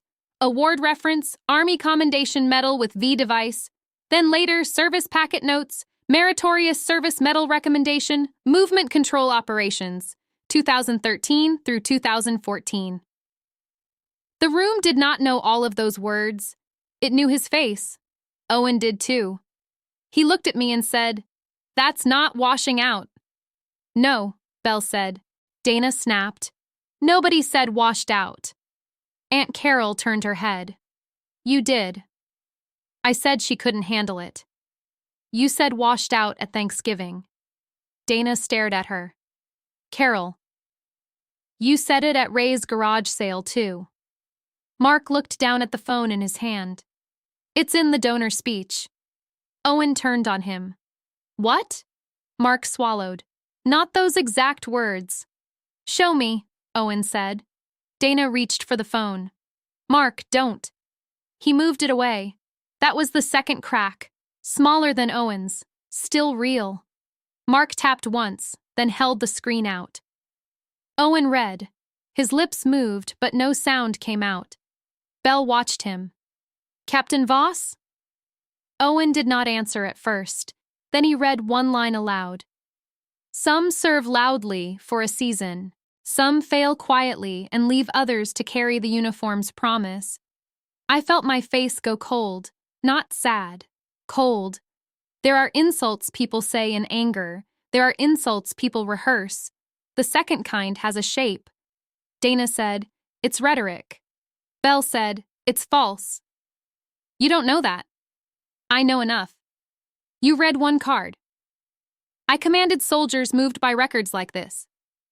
Dana's eyes went to the card, then read all of it. No. I want everyone to hear it. No, you don't, I said. She looked at me. I kept my voice even. You want me to open the whole record so you can call it performance. I want context. You had 14 years. That landed, not loud, enough. Marcia stepped beside me. Mrs. Voss, I need the care binder. Dana shook her head once. No. You brought it here. It has private information. You made private information public. Dana looked around. Is everyone just taking her side now? Harlan answered before Bell could. Ma'am, nobody's picking teams. Dana turned on him. You don't know my family. No, ma'am. Then stay out of it. Harlan's face did not move. Can't. My soldiers were used in it. That stopped the donors harder than the card had. A man in a navy sport coat stood near the coffee urn. He had been smiling earlier when Dana passed out pledge cards. Now his arms were crossed. He said, "Dana, we funded a named campaign." Dana looked at him. "Gordon, please." He held up a folded brochure. It says family abandonment.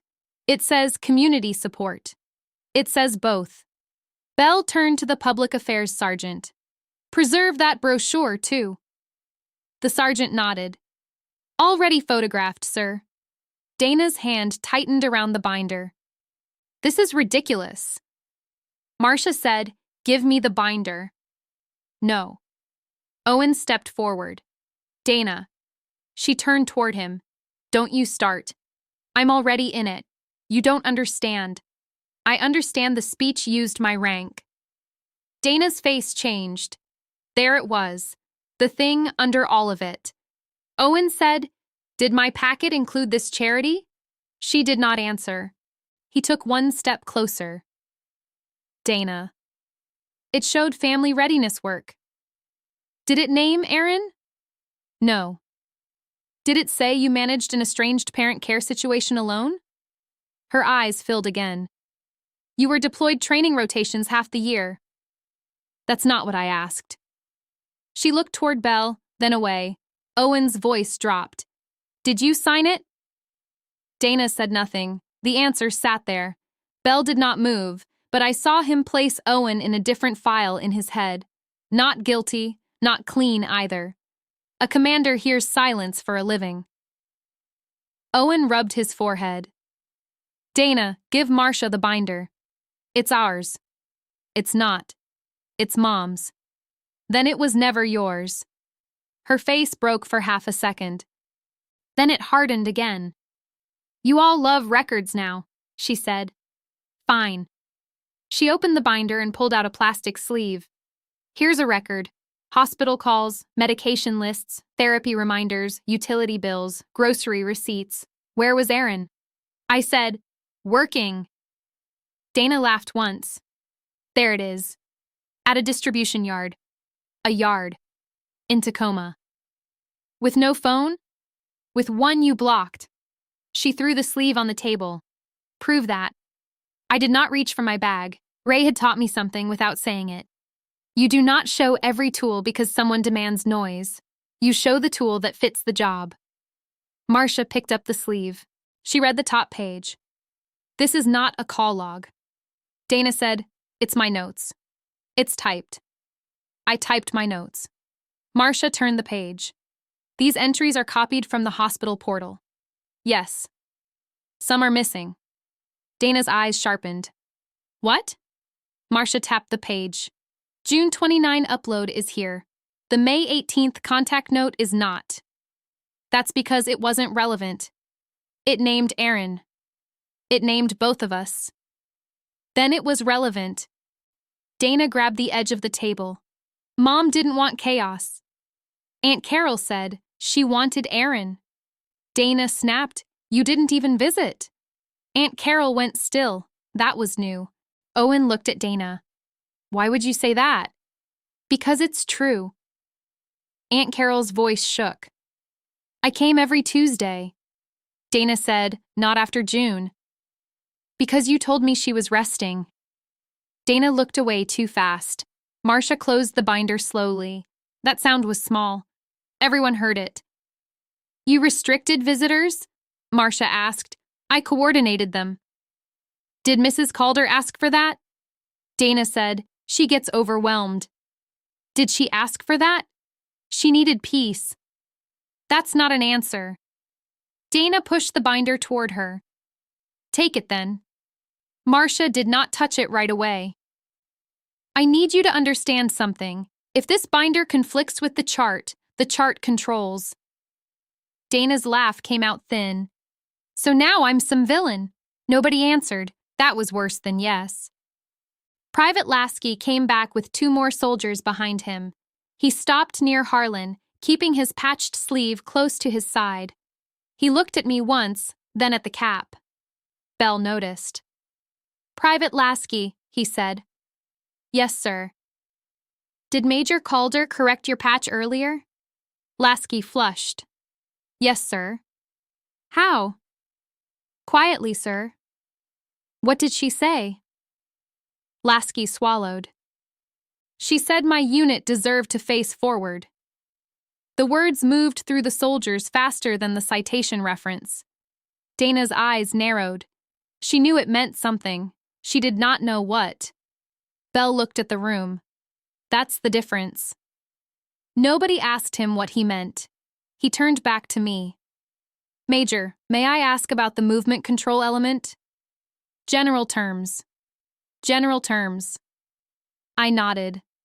Bell faced the donors, the families, the soldiers, and my sister.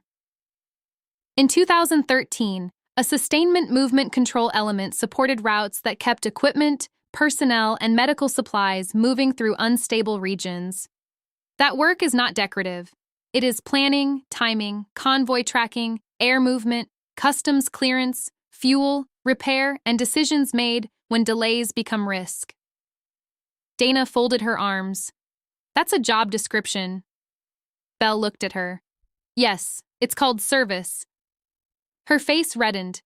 He continued. In 2014, retrograde operations out of Afghanistan required officers who could move equipment out without losing accountability.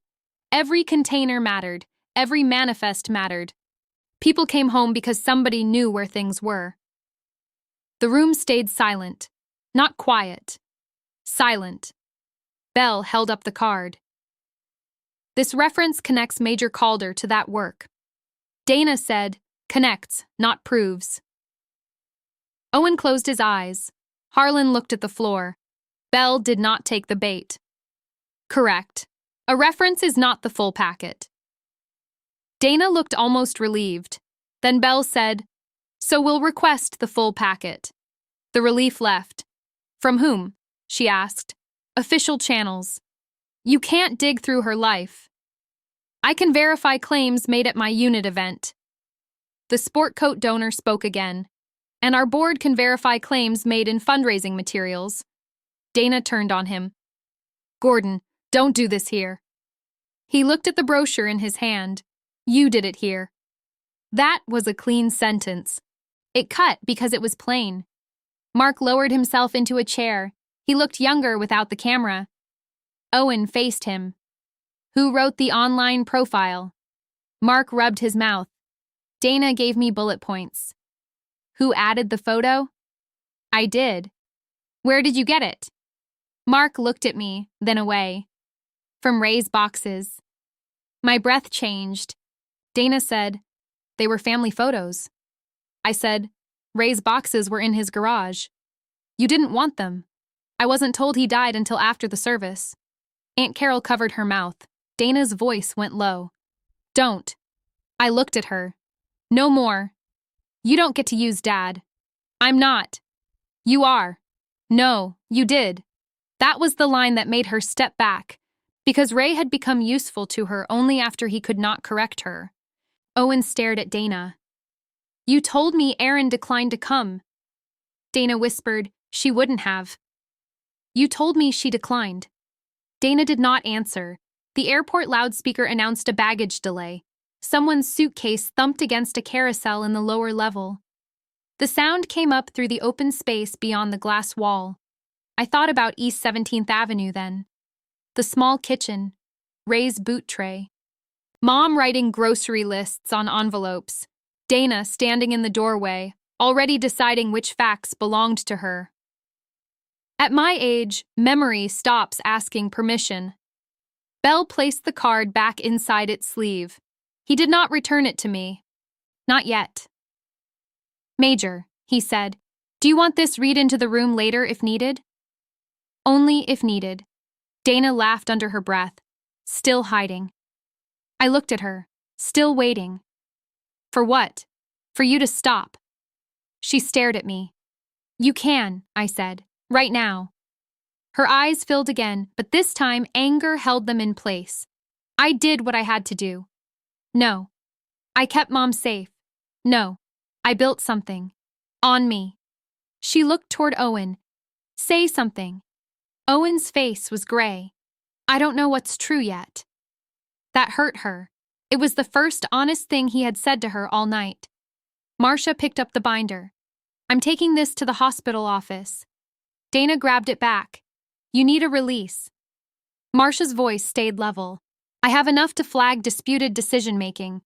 I don't need your permission to protect the chart. Protect it from me? Yes. The word was plain. Dana froze. Aunt Carol sat down again, hard. Dana, sit. No. Sit down before you make this worse. Dana pointed at me. She's the one making it worse. Aunt Carol looked at me. No, honey, she's just here. That almost broke me. Not the card, not Belle. That. Just here. I had spent years being gone in other people's mouths. It was strange to be called present. Belle handed the card to Harlan. Secure this until Major Calder asks for it back. Harlan took it with both hands. Yes, sir. Dana's head snapped up. Why does he get it? Because I trust him to hold it. And not me? Belle did not answer. He did not need to. Harlan looked at me. Ma'am? I nodded once. He slipped the card into his breast pocket. Careful. Flat. Dana watched that pocket. Now the card was not hidden in Ray's cap. It was inside the unit's chain of sight. Dana could not grab it, edit it, or call it misplaced. The false bottom had opened, and she was the only one still pretending the floor was solid. Mark stood. I'm taking the post down. Dana turned. No. It has private care details. I said no. It has Aaron's name. It's our campaign. It's your campaign. That was the third crack. Dana stared at him. I pay you. Mark nodded. Then stop. He walked toward the windows with his phone in hand. Dana called after him. Mark. He did not turn. The radio host approached Belle. Colonel, we're supposed to go live in 7 minutes. Belle said, no live segment. It's booked. No live segment with my unit. The host nodded fast. Understood. Dana said, you can't cancel press. Belle turned. Watch me.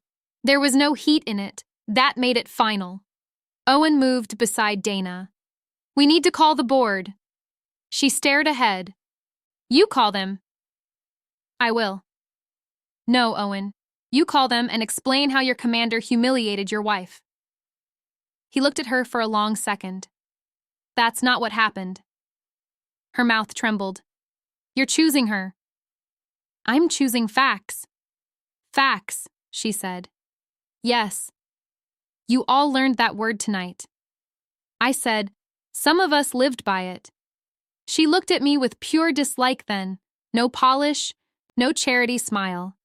No sister softness. I hope you're proud, she said. I'm tired. That seemed to confuse her. I meant it. Anger can carry a person for only so long. After that, the body asks why it has been standing under lights in an airport while its mother waits in a hospital bed across Spokane. Marcia checked her watch. Aaron, I can drive you to Sacred Heart. Dana said, she's not going alone. I looked at her. I'm not going with you. I'm her daughter, too. Yes. That word surprised her. I said, you can come later, after Marcia clears it. Dana's face tightened. You don't control access. No, neither do you. Marcia stepped in. I'll make the call. Owen said, I'll stay here. Dana spun toward him. You'll stay? With Colonel Bell. For what? For the packet. There is no packet. Bell said, there's always a packet. The sentence sat between soldiers like common law. Harlan touched his pocket once, not to show the card, to confirm it was there. Private Lasky watched him. His upside-down patch had been corrected now. Someone had fixed it while he was away. The flag faced forward. I saw that and felt a strange calm. Small things matter because people practice on them. Dana saw me notice. What now? Nothing. You always do that.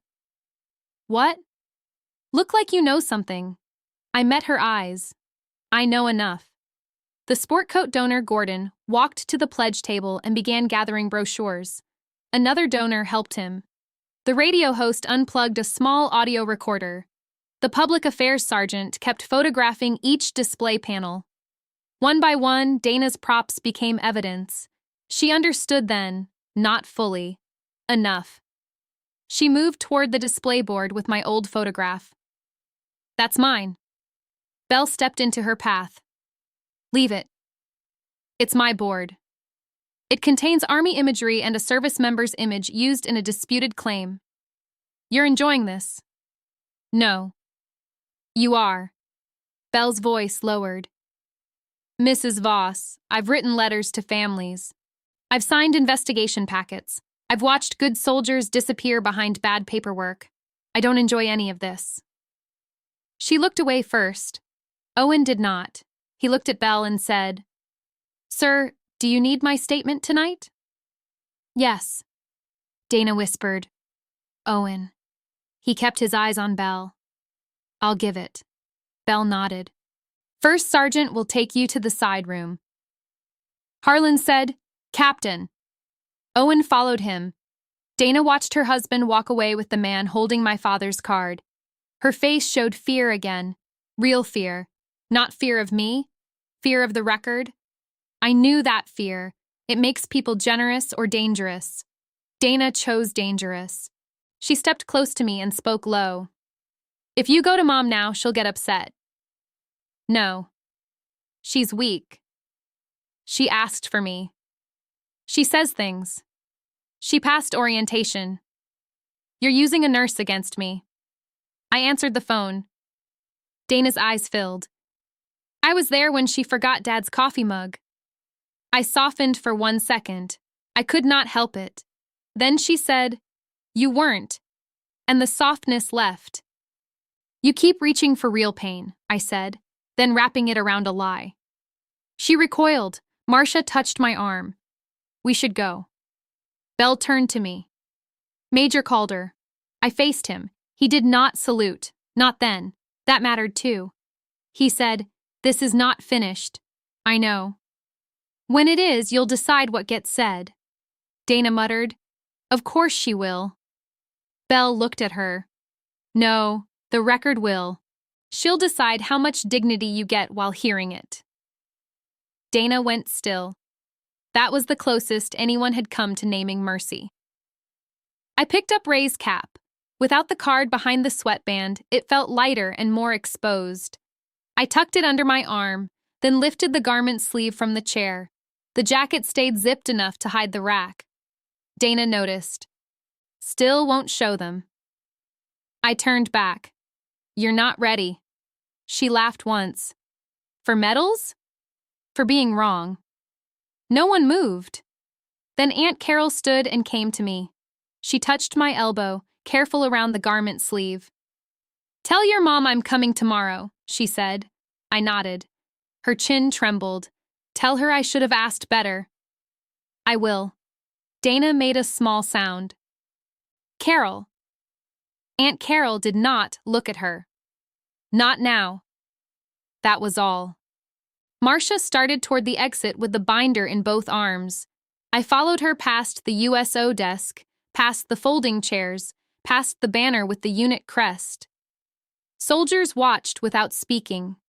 Some looked at Belle, some looked at me, some looked at the cap. Nobody stood, not yet. That night had not earned that moment, not all the way. At the edge of the lounge, Private Lasky stepped aside to clear the path. His corrected patch caught the airport light. Ma'am, he said softly. I stopped. He looked nervous, but he held still. Thank you for catching it. I looked at his sleeve. Keep it forward. Yes, ma'am. Behind him, Dana said, She fixed a patch, that's all. Lasky turned his head. He was young enough to blush, young enough to be afraid. But he had been corrected by me once, and he had survived it. "No, ma'am," he said. "That's not all." The lounge held its breath. Belle looked at him, but did not stop him. Lasky faced Dana fully. "You called her failure." Dana's eyes flashed. "Private, you don't know me." "No, ma'am." "Then be quiet." He swallowed. "Can't." Harlan had come back to the doorway behind Owen. He heard it. Everyone did. Lasky said, "She saw my patch before my own team did." Dana stared at him like he had spoken a foreign language. He added, "That's not failure. It was not the title payoff. It was the first stone moved." Belle said, "Private Lasky." "Yes, sir." "Enough." "Yes, sir." But his face had changed. He had found a line and stood on it. I nodded to him once. Then Marcia and I walked out of the USO lounge into the airport corridor. The Spokane air beyond the sliding doors smelled dry and hot, even at night. July does that here. It holds the day in the concrete. Down the hall, baggage claim kept turning. Families hugged. A man argued with a rental counter clerk. Someone laughed near the elevators. Normal life did not pause for a family record. Marcia walked fast. "My car's in short term." "You don't have to drive." "Yes, I do." I did not argue. At the glass doors, I looked back once. Dana stood inside the lounge with her hands at her sides. Owen stood several feet away from her, speaking to Belle. Harlan's hand rested near his breast pocket. Mark was at the display board, removing the campaign poster from its easel. Gordon stacked brochures face down. Dana looked smaller without people orbiting her. Then she saw me watching. For a second, I thought she might say my name. She did not. She lifted her chin. Failure. I could almost hear it again. But the word had changed owners. Marcia pushed the door open with her shoulder. "Come on, Aaron." I stepped into the heat with Ray's cap under my arm and my mother waiting across town. Behind me, inside the airport, the card was no longer hidden. It was being held by a first sergeant, beside a commander who remembered enough to ask for the rest. Marcia's car smelled like coffee and paper files. She drove with both hands on the wheel. The airport fell behind us, bright and glassy against the dark. Spokane was still warm. The roads held the heat. I watched the signs for I-90 slide past and kept Ray's cap on my lap. Marcia said, "Dana's going to call ahead." "I know. She'll try to frame you as disruptive." She already did. Marcia looked over once. "You're calm." "No." She waited. "I'm trained." That was the truth. Calm and trained are not the same thing. Calm means peace. Trained means your hands still work while your chest is tight. Marcia turned toward downtown. "Your mother asked for you twice today." "When?" "Once after lunch, once around 5. "Did Dana know?" "Yes." I looked out the window. "And she still brought me to the airport." "She brought you to a room she controlled." That sentence stayed in the car with us. Sacred Heart came up ahead, lit and busy. Hospitals at night have their own kind of sound. Shoes, vents, phones, wheels on clean floors, people speaking low because they think low voices make fear smaller. Marcia parked near the entrance. I reached for the garment sleeve. She said, "Leave the jacket." "No." "You may not need it. I'm done guessing what I'll need." She did not argue. We walked in together. At the reception desk, a security guard looked at Marcia and nodded. "Room 412, she said. He glanced at me. "Family?" "Daughter," I said. He checked the screen. His face changed a little. "Mrs. Voss called," he said. "Of course she did," Marcia said. He looked uncomfortable. "She said no visitors." Marcia stepped closer. "That instruction is disputed. I need charge nurse approval." "Then call her." He picked up the phone. I stood still. Ray's cap rested under my arm. The garment sleeve hung from my left hand. I could feel the weight of the rack inside, not seen, still there. A woman in blue scrubs came down the hall fast. Her badge said Denise. She looked at Marcia. Is this Aaron? Yes. Denise turned to me. Your mother's awake. The guard said, Mrs. Voss said no visitors. Denise looked at him. Mrs. Calder asked for her daughter. He said, which one? Denise did not blink. Aaron. That was enough. Marcia signed one form. Denise gave me a visitor sticker. The printed name came out crooked. Aaron Calder. I pressed it to my shirt and followed them to the elevator. Inside, Marcia said, Dana also changed the emergency contact order. When? Yesterday morning. The elevator climbed, I said, after she knew I was landing. Yes. The doors opened.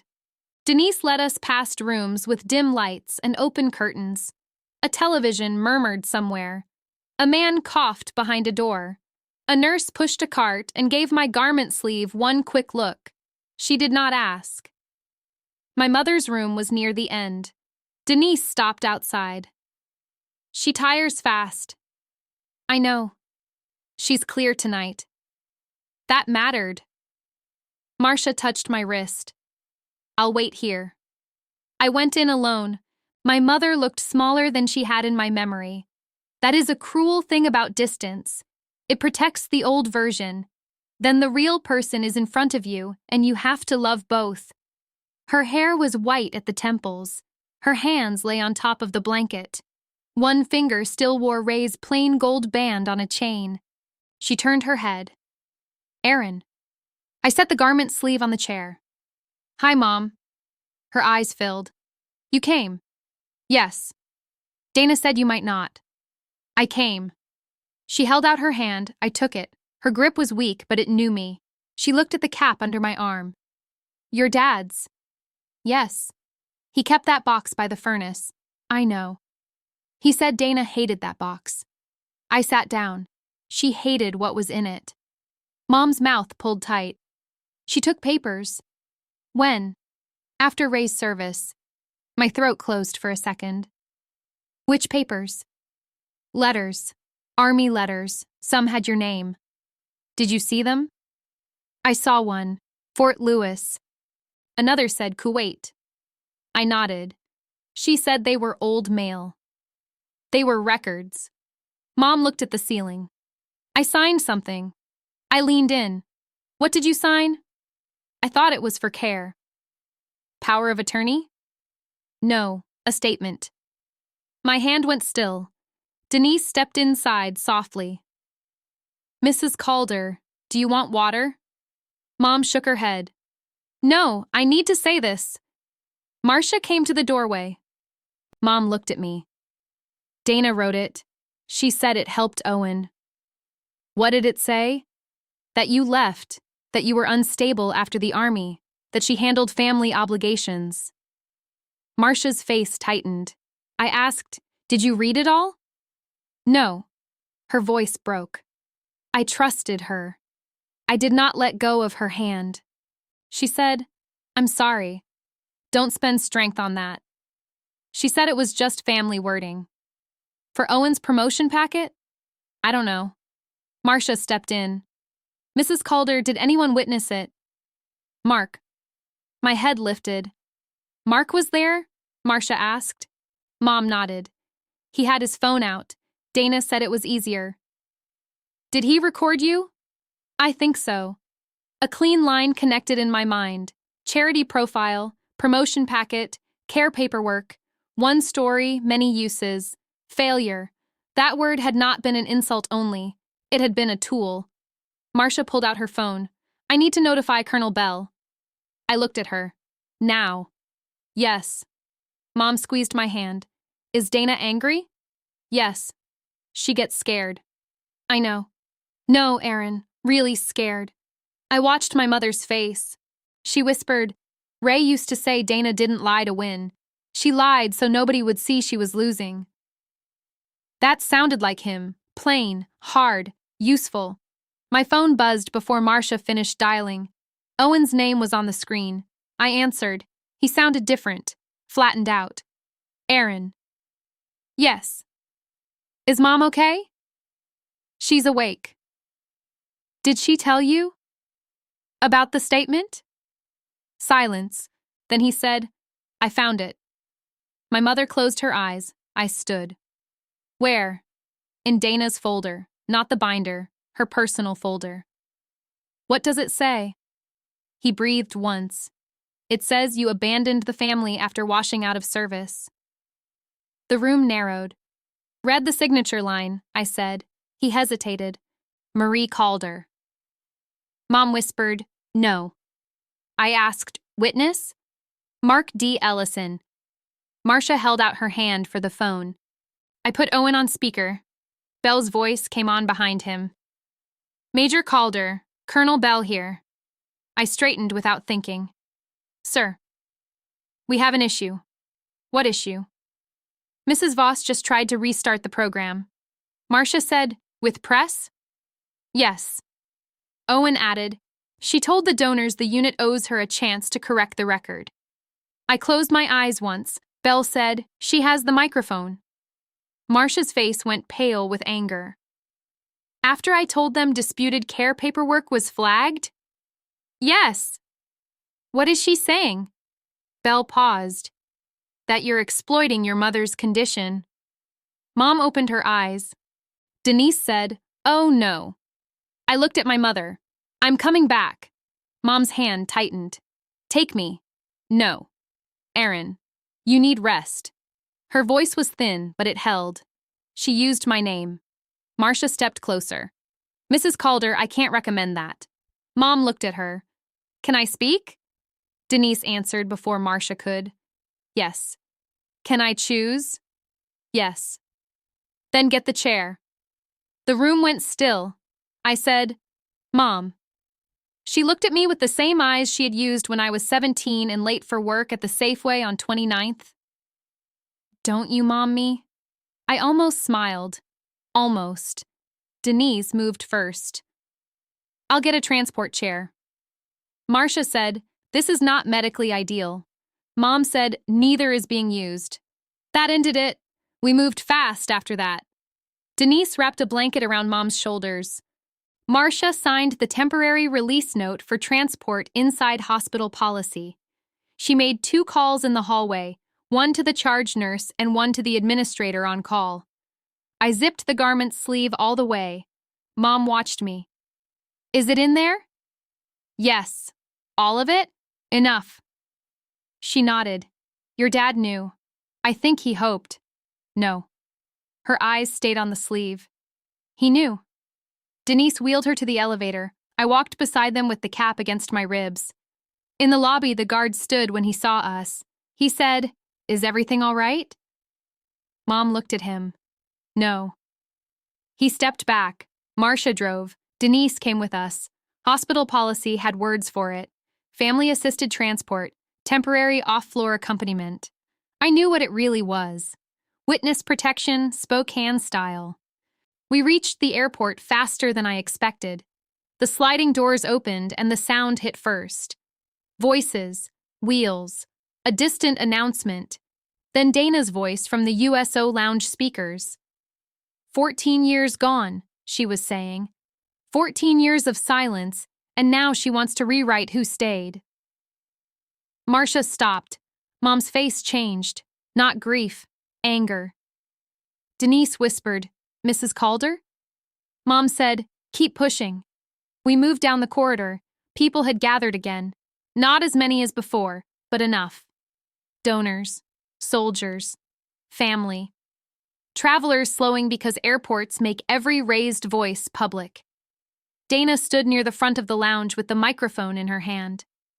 Her makeup had been fixed. Her hair had been smoothed. That scared me more than tears. It meant she had chosen the next version. Owen stood near Bell. Harlan stood behind them. Private Lasky was farther back near the chairs. His patch faced forward. Dana saw me first. Then she saw the chair. Her mouth opened. Mom? My mother did not answer. Marcia pushed her to the edge of the lounge. Denise stayed beside her, one hand on the chair. Belle stepped forward. Mrs. Calder. Mom looked at him. Colonel. Dana lowered the microphone. You had no right to bring her. Mom's voice was quiet. I asked. Dana's face crumpled for half a second. Then she found the audience again. Mom, you're confused. No.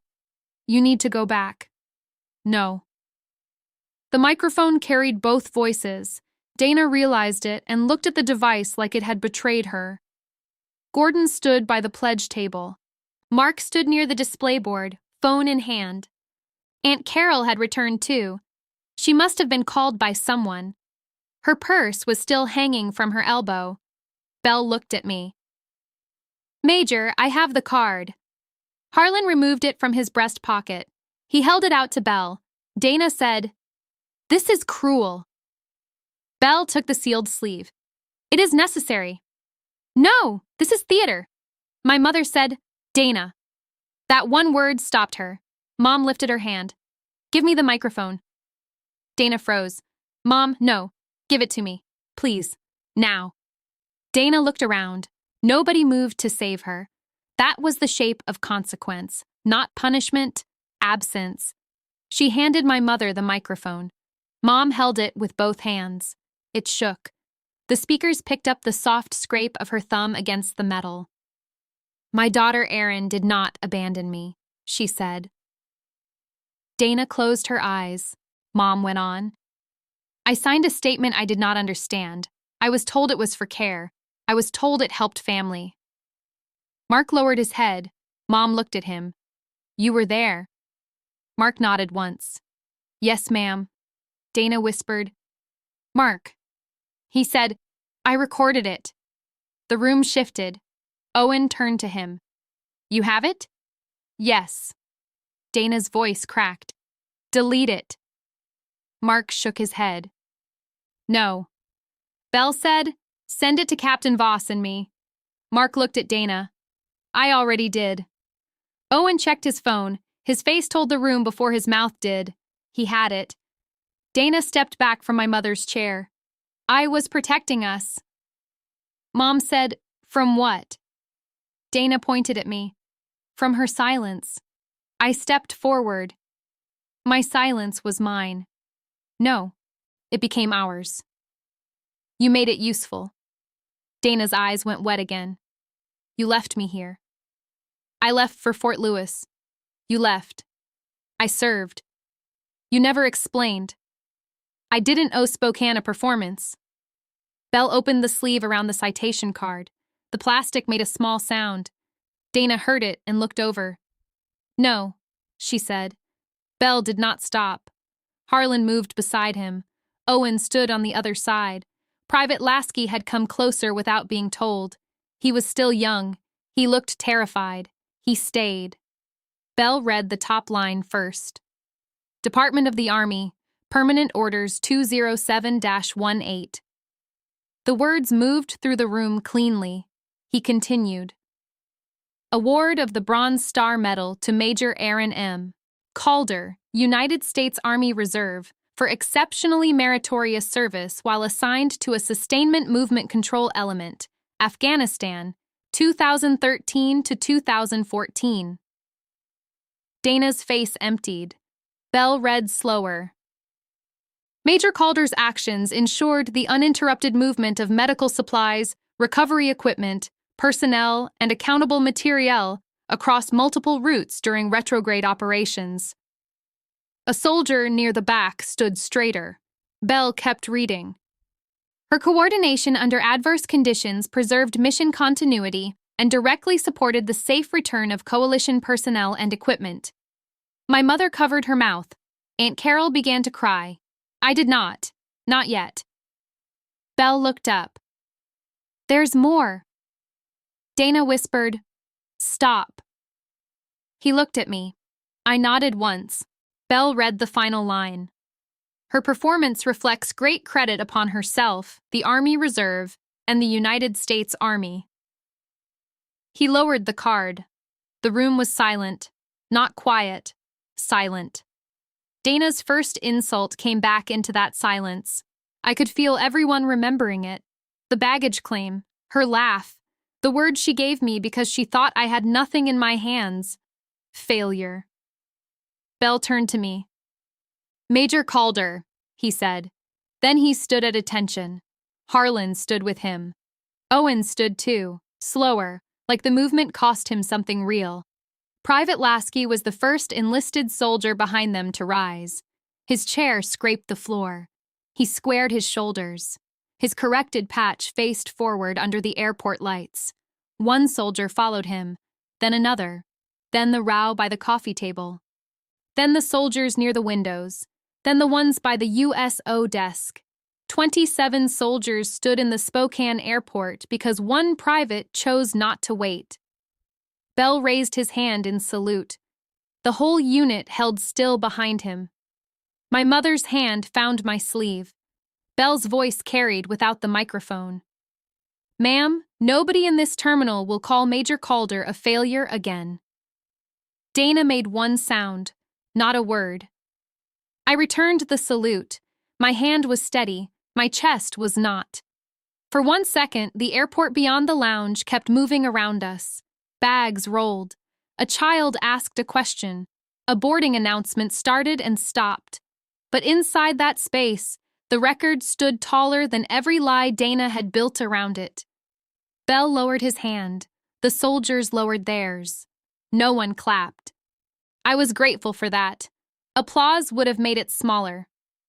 Dana looked at my mother. Mom. Mom handed the microphone to Marcia. I'm tired. Marcia took it and turned it off. Owen faced Dana. The packet review starts tonight. Dana stared at him. You're doing this to me? He shook his head. You did it near me. That's different. Mark stepped forward with his phone. The recording is sent. Bell said, First Sergeant, secure the display materials. Harlan answered, Yes, sir. Gordon gathered the pledge forms into one folder. Our board will suspend the campaign. Dana looked at him. Gordon. He said, pending verification.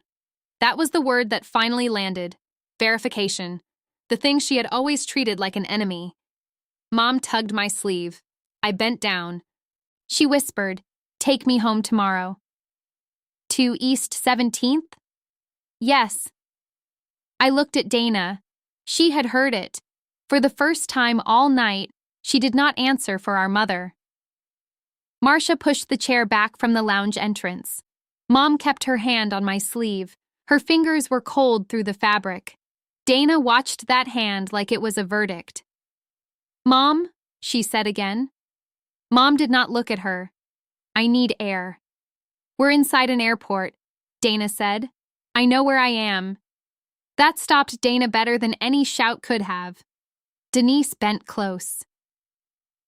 Mrs. Calder, we need to get you seated somewhere quieter. Bell turned to Harlan. First Sergeant, clear the small office. Yes, sir.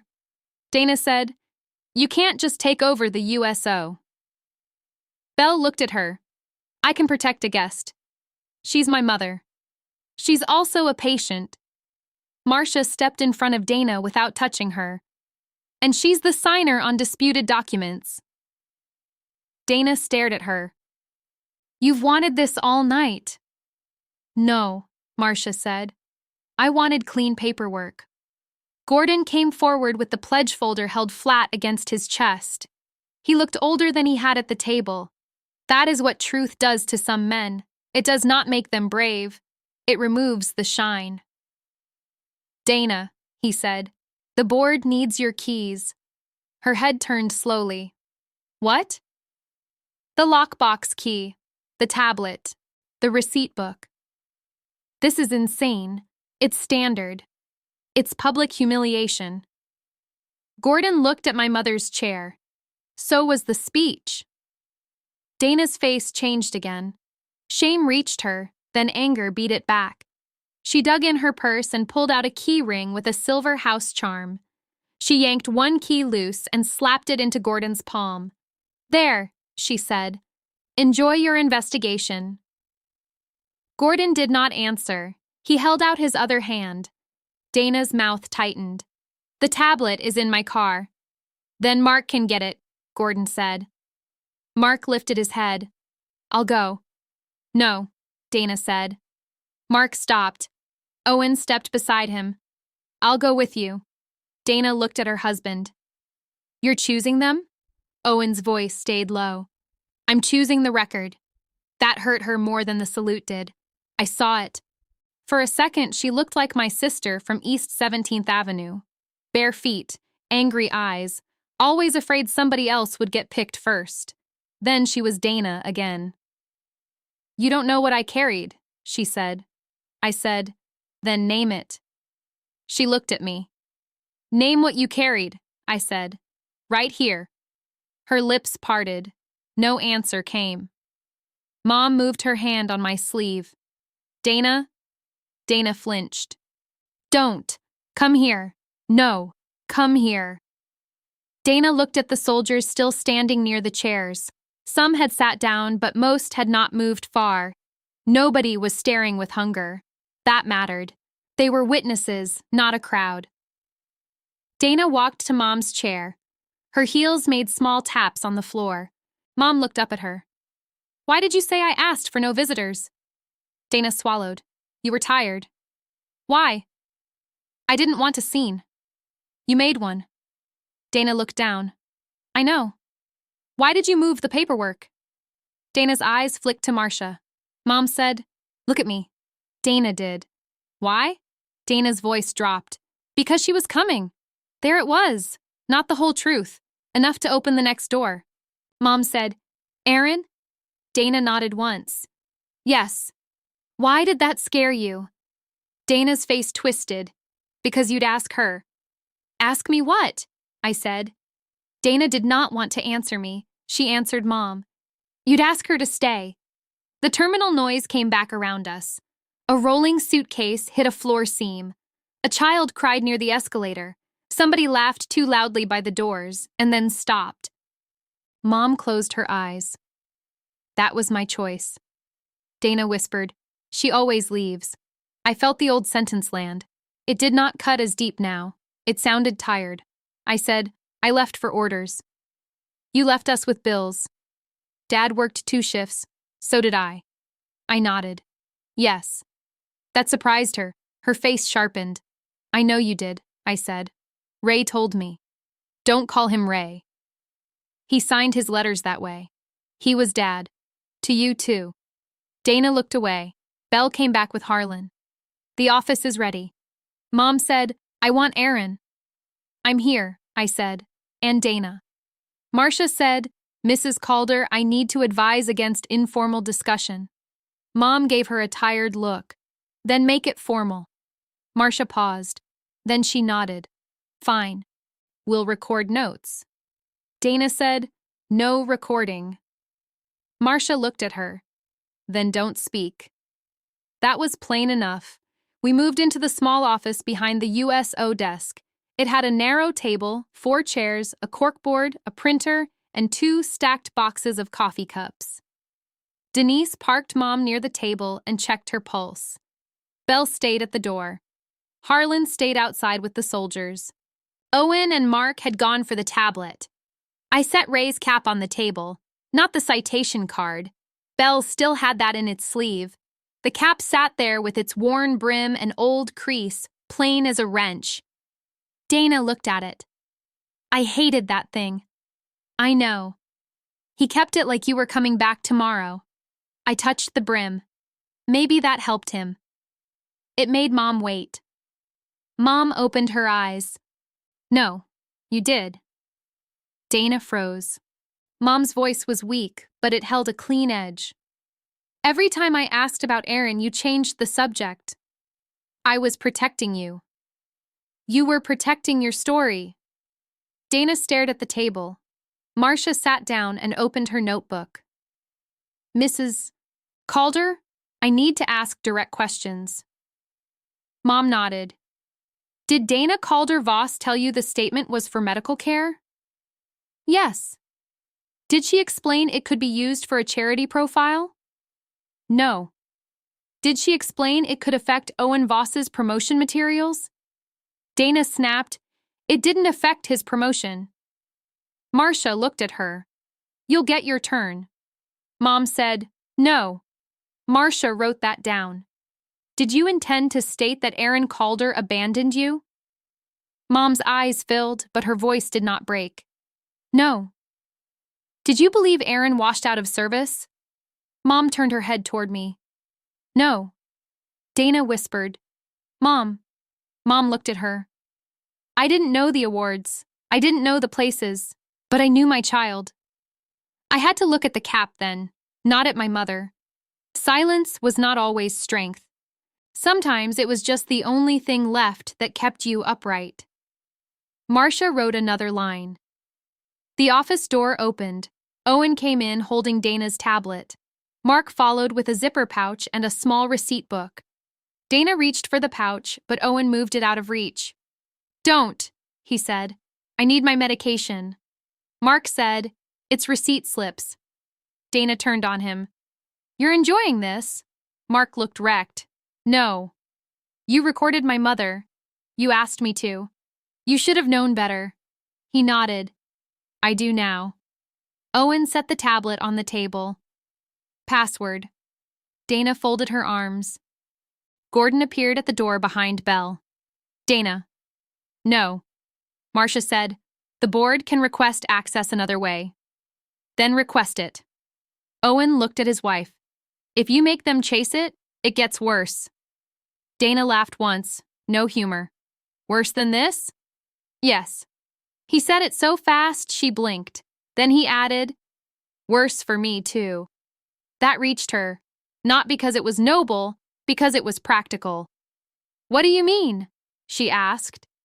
Belle stepped inside.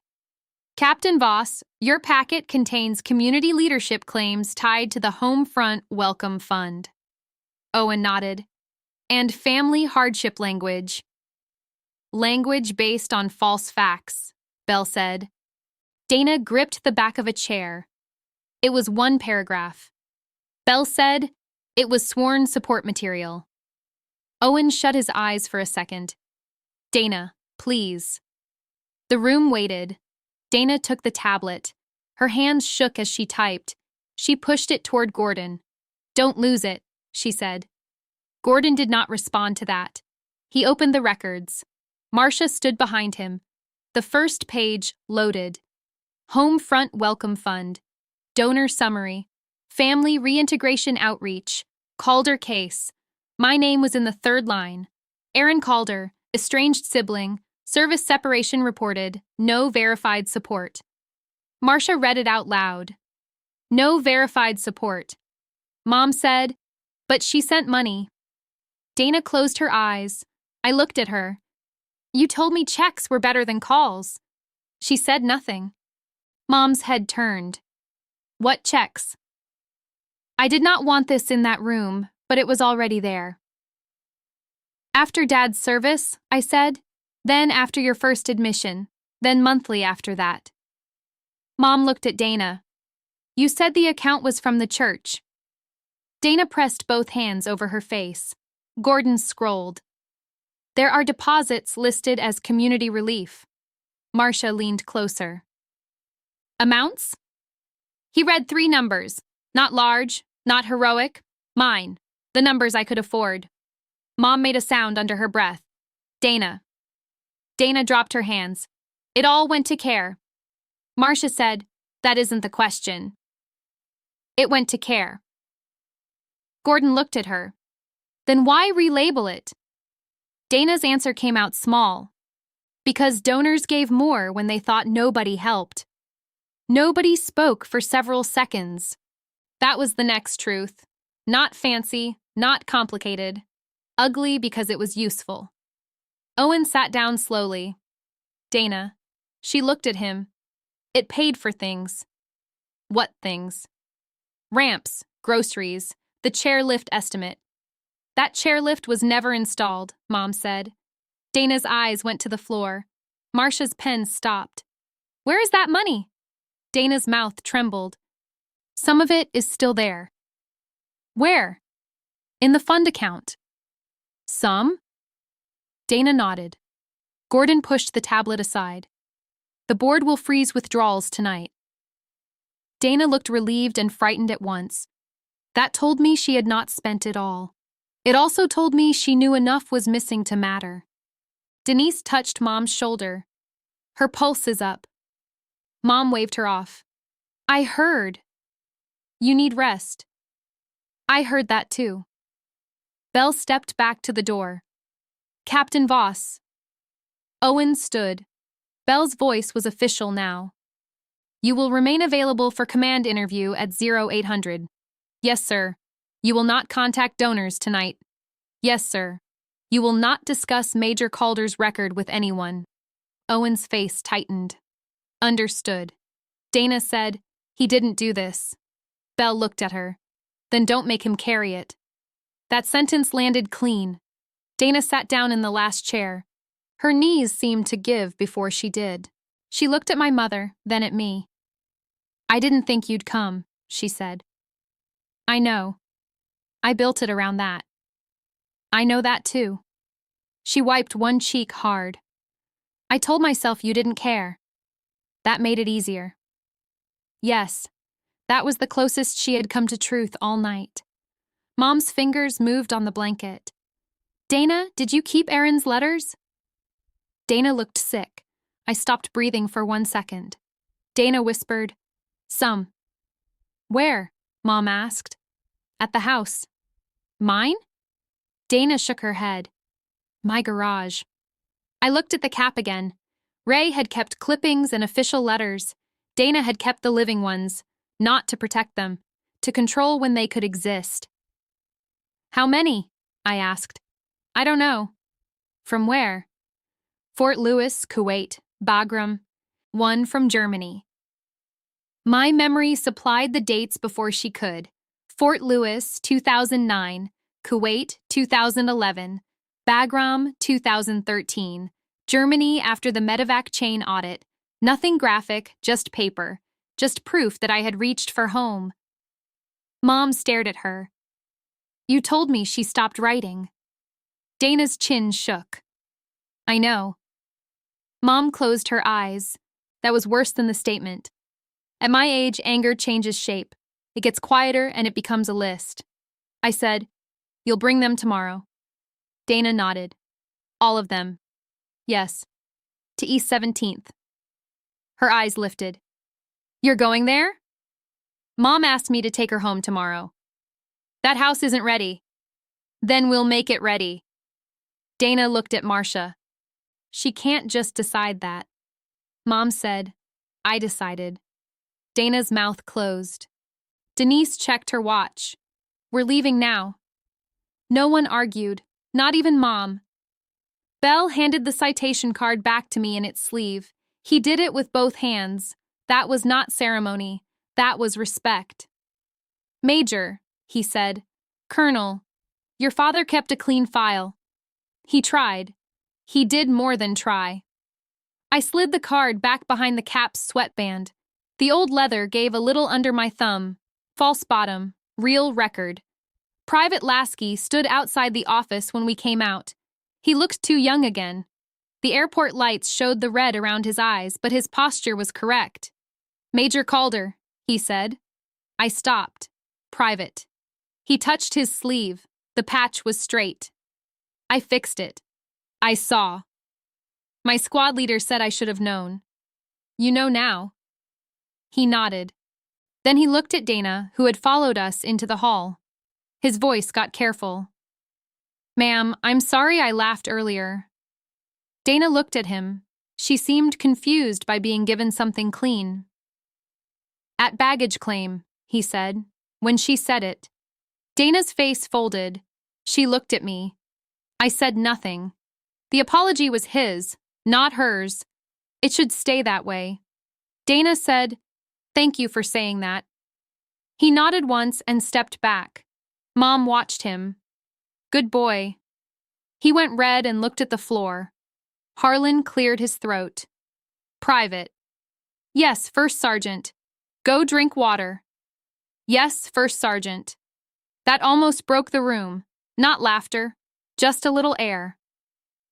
We moved back through the terminal. The crowd had thinned. The pledge table was closed.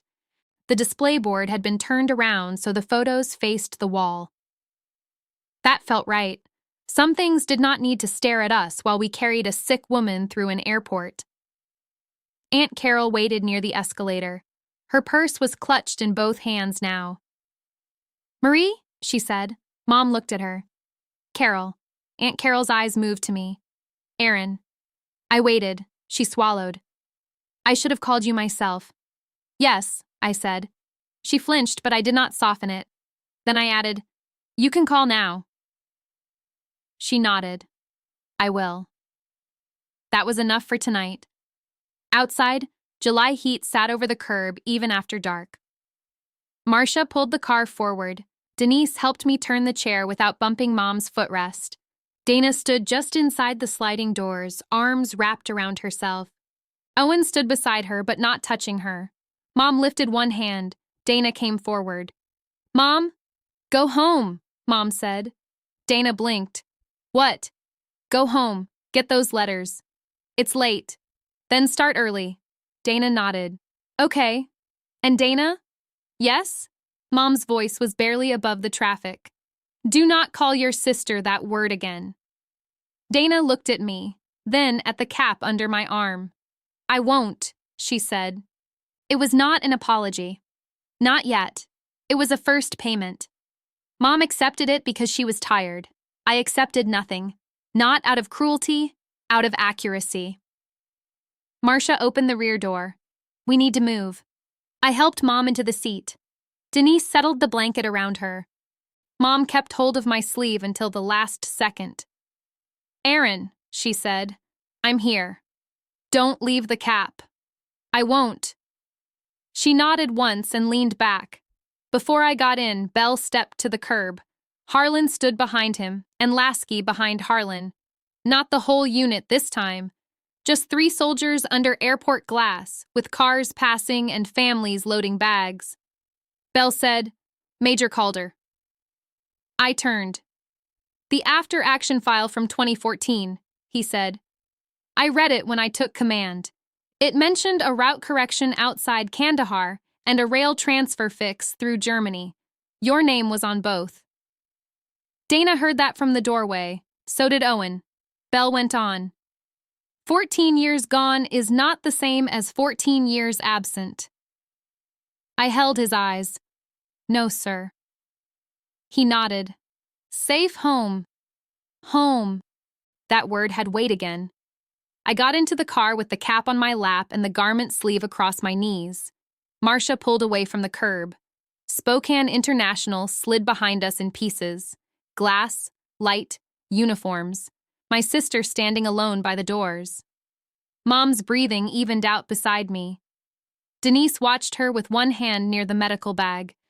Nobody spoke until we reached the first turn toward the hospital. Then Mom opened her eyes. "East 17th tomorrow," she said. "Yes." "And the letters?" "Yes." She looked at the cap. Ray was right. I rested my hand on the brim. For once, I did not argue with him. I did not sleep much that night.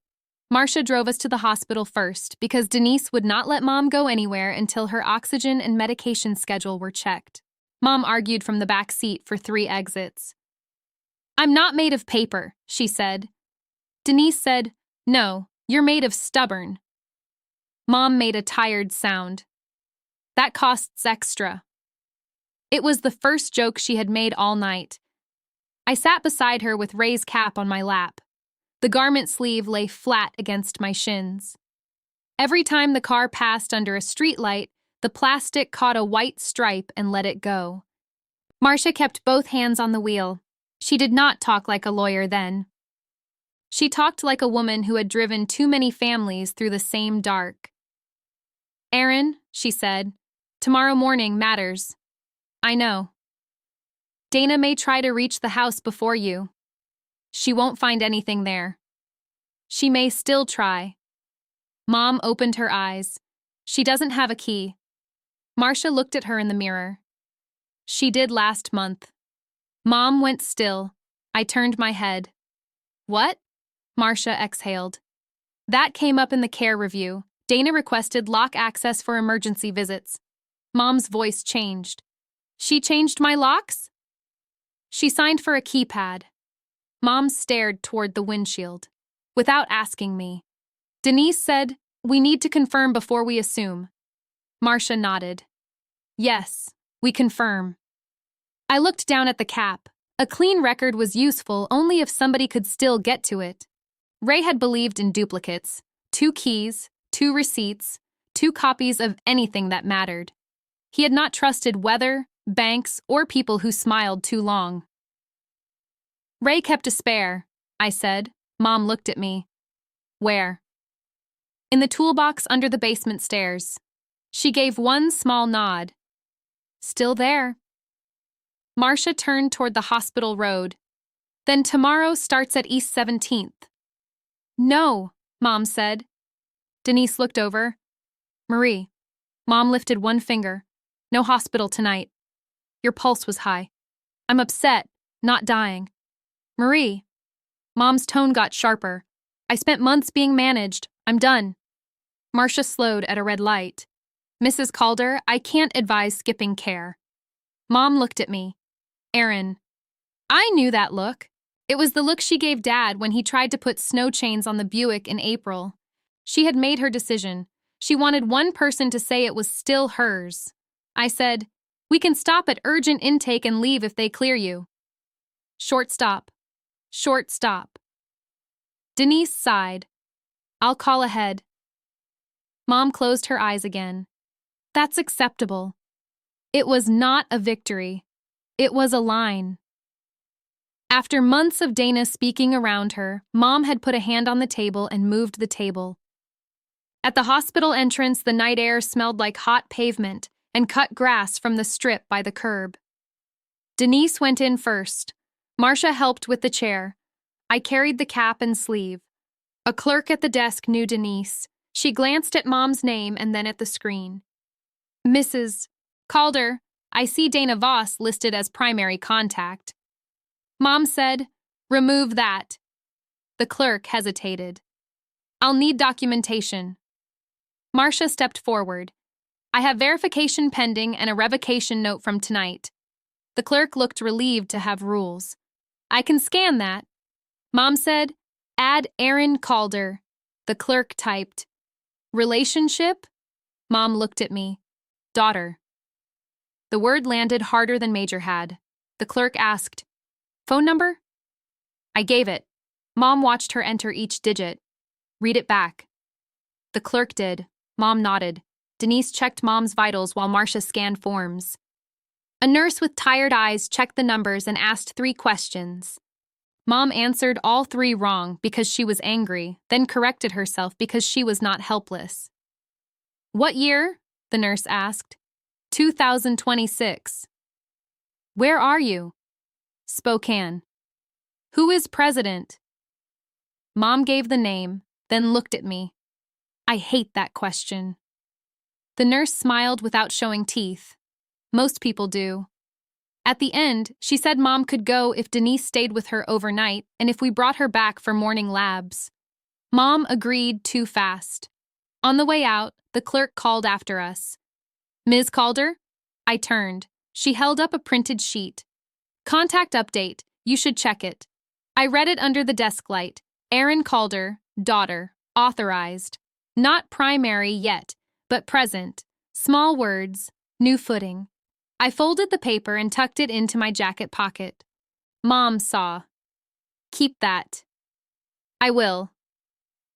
Marcia drove us through Spokane with the windows cracked. The city was quieter now. The road down from the hospital opened toward neighborhoods I knew in muscle before I knew them in thought. Sprague, Perry, 17th. The names came back plain. When we turned toward Lincoln Heights, Mom sat up. "Slow down," she said. Marcia did. The house on East 17th Avenue looked smaller than it had any right to. White siding, dark porch, one porch light with dead bugs inside the glass.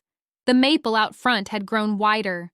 The driveway still had the long oil mark from Dad's truck, though the truck was gone. Marcia parked at the curb. Mom stared at the front door. Keypad. There it was, black square over the old brass lock. Denise muttered, "Dana." Mom's jaw worked once.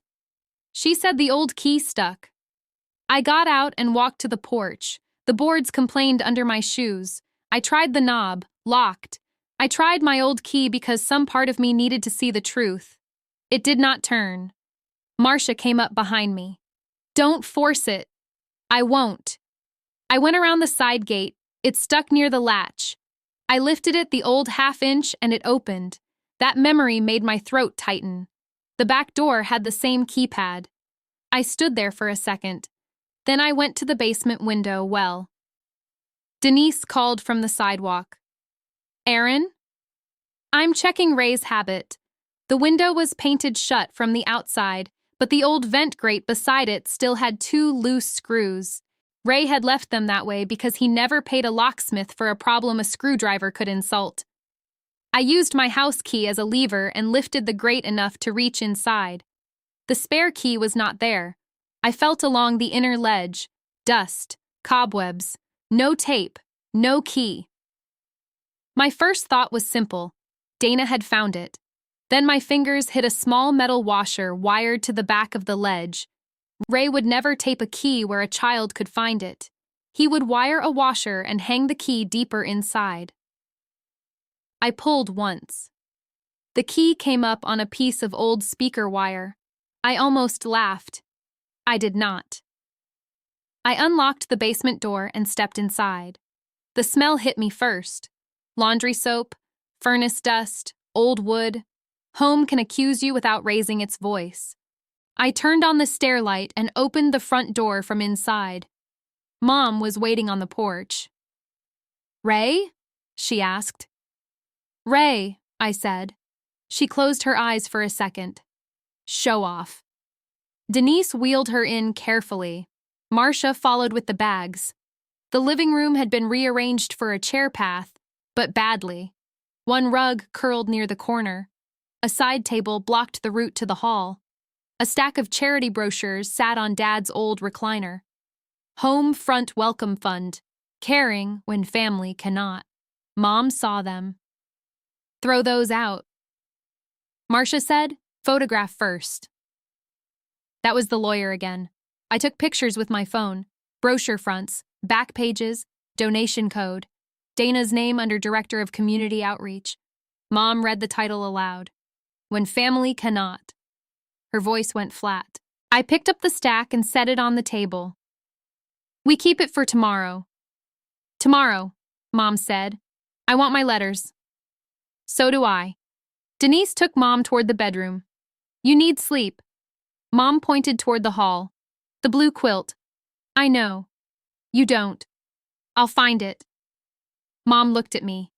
"Aaron knows." I went to the linen closet. The blue quilt was on the top shelf, behind towels folded Dana's way. I pulled it down. A paper envelope slid out and landed on the floor. My name was on it. Not Dana's handwriting, Ray's. I picked it up and looked at Mom. She said, "Open it." Inside was a single photograph. Dad in the driveway, holding the black service cap in both hands. He looked thinner than I remembered from that year. On the back, he had written one line. I found what she missed. I handed it to Mom. Her hands shook. "When was this?" I checked the photo print. 2018. Marcia leaned in. "What did he find?" I looked toward the basement stairs. "Not what," I said. "Where?" Mom's bedroom light came on. Denise protested from the doorway. "No," Mom said. "Wheel me there." Denise shook her head. "Marie, 10 minutes. You keep buying 10 minutes. Mom looked at her. They stole years. Denise stopped arguing. I went down to the basement first. The stairs were narrow and Mom could not manage them. Marcia stayed with her at the top. Denise kept one hand on the chair brake. Dad's toolbox sat under the stairs, red paint chipped, handle taped. I opened the top drawer.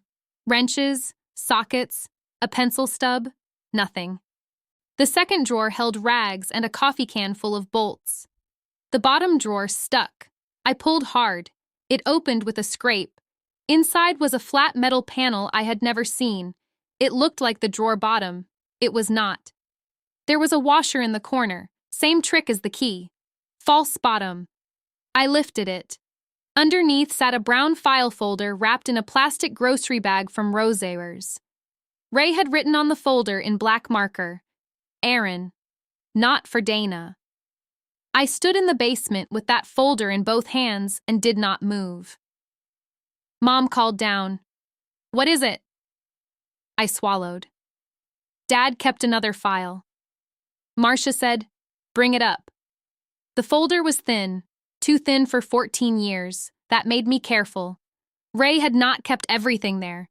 He had kept what he thought someone might destroy. At the kitchen table, I opened it. First came copies of money orders. Not every month, enough months. Each one had my name in the sender box and Mom's maiden name in the memo line because Dana had once told me using Calder confused the bank. Mom touched the first slip. She said it was church aid. I know. Then came printed emails, short ones, mine, Dad's replies. Some had only 3 lines. Got it. Your mom smiled today. Keep your head down. Love, Ray. Mom covered her mouth. Marcia moved a page with 2 fingers. These are copies. Ray copied everything, I said. The next page was not mine. It was a letter from Dana to the Homefront Welcome Fund Board, dated March 16, 2022. It named me twice. Estranged sibling, no support. History of failed service adjustment. Marcia's face changed. That phrase was not in tonight's packet, she said. What phrase? Mom asked. Marcia read it. Failed service adjustment. I said, that's not a discharge term. No, Marcia said. It sounds official. It isn't. Mom stared at the paper. She made a fake phrase? She made a useful one, I said. There was one more page behind it. A printed photo of me in uniform, cropped from a group picture. Someone had circled my face. Under it, Dana had written a note to herself. Do not mention rank. Keep it family hardship. Marcia sat back. Denise said, Oh, Dana. Mom did not cry. That was the part that hurt me. Her face settled into something older. She knew, Mom said. Yes. All this time. I looked at the cap on the table. Yes. Marcia took photos of every page. I'm calling Gordon. Mom said, it's midnight. He told me to call if we found records. She stepped onto the porch to make the call. I could hear only pieces. Yes, East 17th. Copies. No, not all. Enough. Denise made tea because she needed to do something with her hands. Mom sat at the kitchen table under the old light, wrapped in the blue quilt. I sat across from her. The cap was between us. After a while, she touched the folder. Did Ray know I didn't get them? I don't know. He never said. Maybe he wasn't sure. Mom's eyes lifted. He was sure. I did not argue. My phone buzzed at 12:37. Dana. I let it ring once, twice. Mom looked at the screen. Answer. I did. Dana's voice came too fast. Where are you? At the house. You took Mom there? She asked. She needs medical supervision. Denise is here. A pause. Then, how did you get in? Mom's eyes hardened.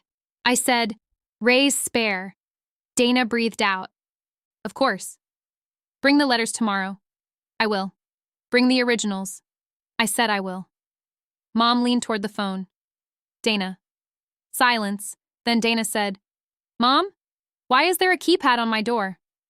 It was for safety. Mine? Yes. Then why didn't I have the code? Dana did not answer. Mom said, You have until 9. Mom, please don't do this tonight. I'm not doing it tonight. You did. Dana's voice broke at the edge. I can explain. Bring the letters. The call ended because Mom reached over and pressed the red button herself. Denise whispered, "Good." Mom looked at her. "Don't cheer." Denise straightened. "I wasn't." "You were?" "A little." Mom leaned back. "Fine." At 6 the next morning, Spokane was already bright. I had slept in Dad's recliner for maybe 2 hours. The cap stayed on the side table beside me. Old habits returned quickly. Shoes near the door, phone charged, exit path clear. I made coffee in the stained pot nobody had thrown away. Mom slept until 7. Denise checked her numbers and approved toast. Marcia arrived at 8 with Gordon behind her. Gordon wore a plain shirt now, no airport posture, no public face. He took off his sunglasses in the kitchen and looked at the folder. "Mrs. Calder," he said, "may I review these?" Mom said, "At the table." "Yes, ma'am." He sat. Marcia laid the pages in order. Gordon read without speaking. His jaw moved once when he reached Dana's note. "Do not mention rank," he read. Hearing it out loud made the room colder. He looked at me. "She had this photo." "Yes." "From where?" "Fort Lewis, 2009, Brigade Support Training." "Can you verify?" "I can." He nodded. "We may need that." Mom asked, "What happens to Dana?" Gordon did not soften it. "The fund account stays frozen. The board meets today. Captain Voss's command interview is this morning.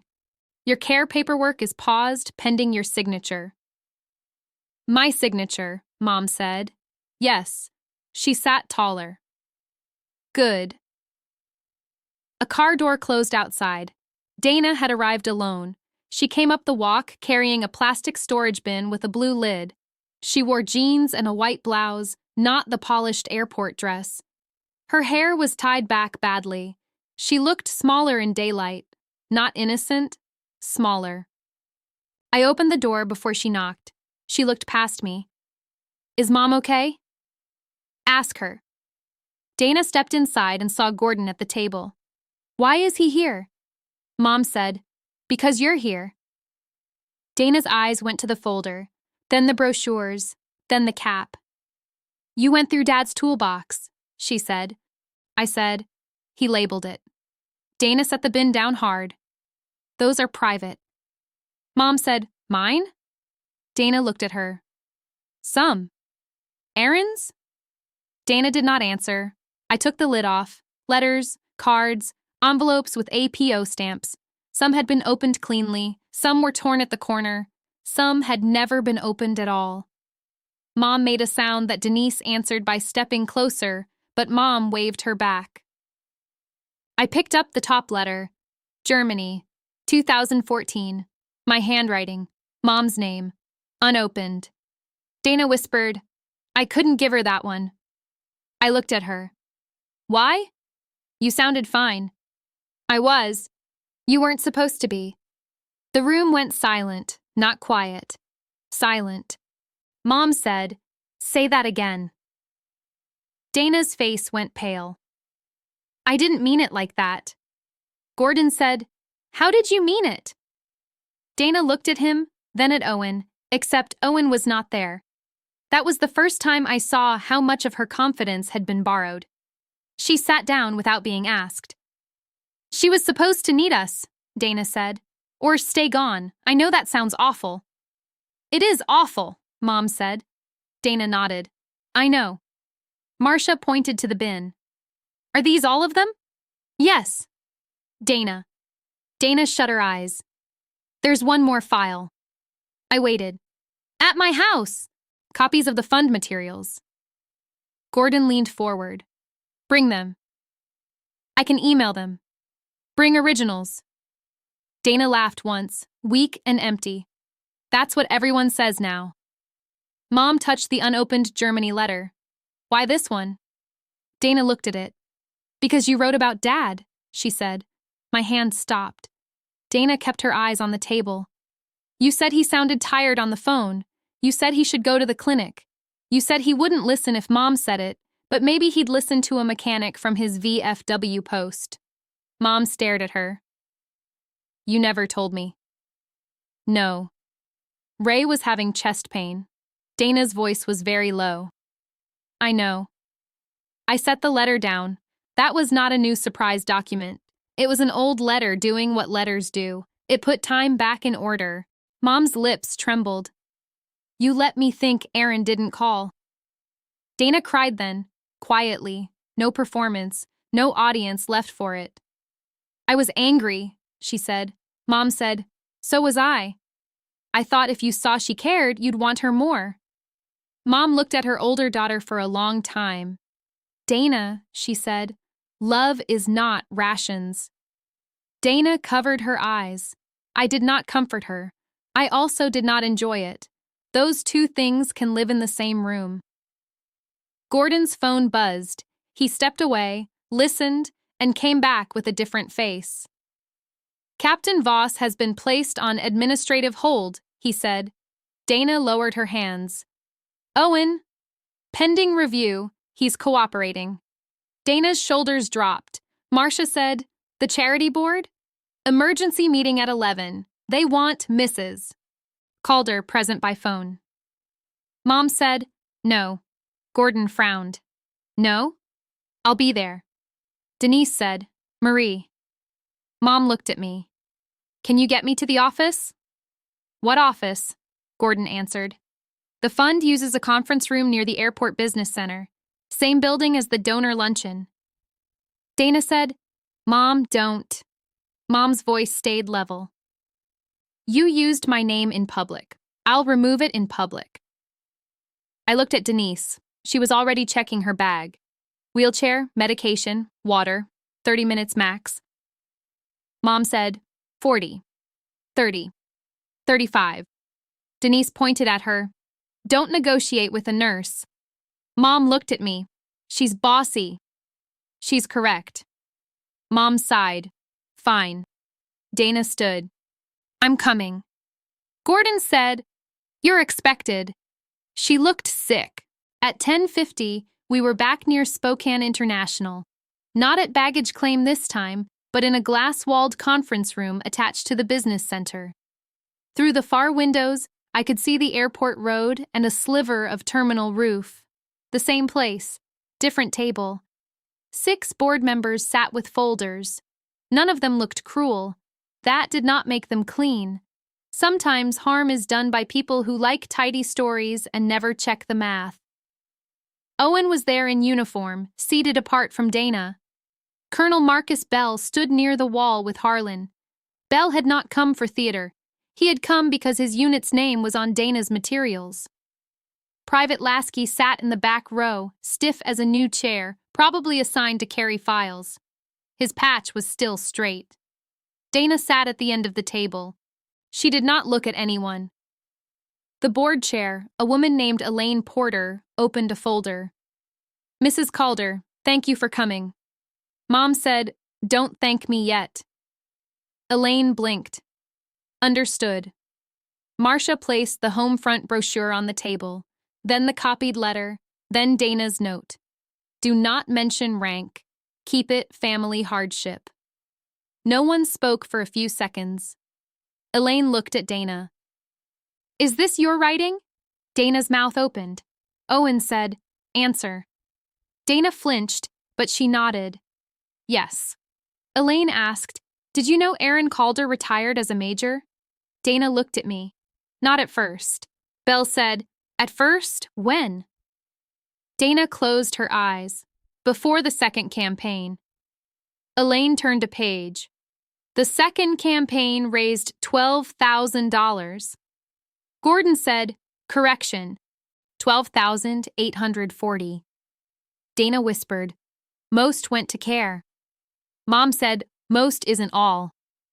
Elaine set her pen down. Mrs. Calder, did you authorize your image and statement for donor materials? No. Dana looked up. You signed. Mom said, For care review, not for pity. Elaine's face reddened. Dana, did you explain the use? Dana looked at the table. No. Owen stared at his hands. Belle stepped forward. The unit name was used beside false hardship language. Elaine said, "Colonel, will remove it." That's not enough. His voice was not loud. It did not need volume. Harlan opened a folder and placed a printed page beside Dana's note. This is the promotion support addendum. Same language. Same paragraph. Owen stood. I submitted that. Dana looked at him. Owen. He kept his eyes on Belle. I didn't verify it. That's mine. Belle nodded once. It is. That was the bill arriving. Not shouted, not thrown, laid flat. Elaine turned to Mom. What do you want us to do today? Mom lifted the unopened Germany letter. I want my name removed. I want Aaron's name corrected. I want the money held until every dollar is checked. Gordon said, the account remains frozen. Mom looked at Dana, and I want my door code removed. Dana nodded quickly. I'll call the company. No, Mom said. Aaron will. Dana took that like a slap, but it was only a boundary. Elaine wrote 3 lines. Done. Belle looked at me then. Major Calder, do you want to make a statement? The room turned. I had spent 14 years learning when speech helped and when it only fed the wrong thing. I looked at the cap on my lap. Raise brim. Raise note. Raise false bottom. Then I looked at Dana. Failure, I said. Dana closed her eyes. I said, that word did work for you. It opened wallets. It closed questions. It kept Mom from asking why I wasn't at the door. No one interrupted. I'm done carrying it. Belle lowered his chin, just enough. Elaine wrote something down and then stopped, maybe because there was nothing to improve. Dana's voice came out rough. Aaron? I held up one hand. No apology here. She nodded, crying again. Okay. Bring the file to Gordon, all of it. I will. Then go home. She wiped her face. That's it? For today. Mom looked at me. Her eyes were tired, but clear. At the back, Private Lasky stood. Harlan glanced at him. The private looked embarrassed.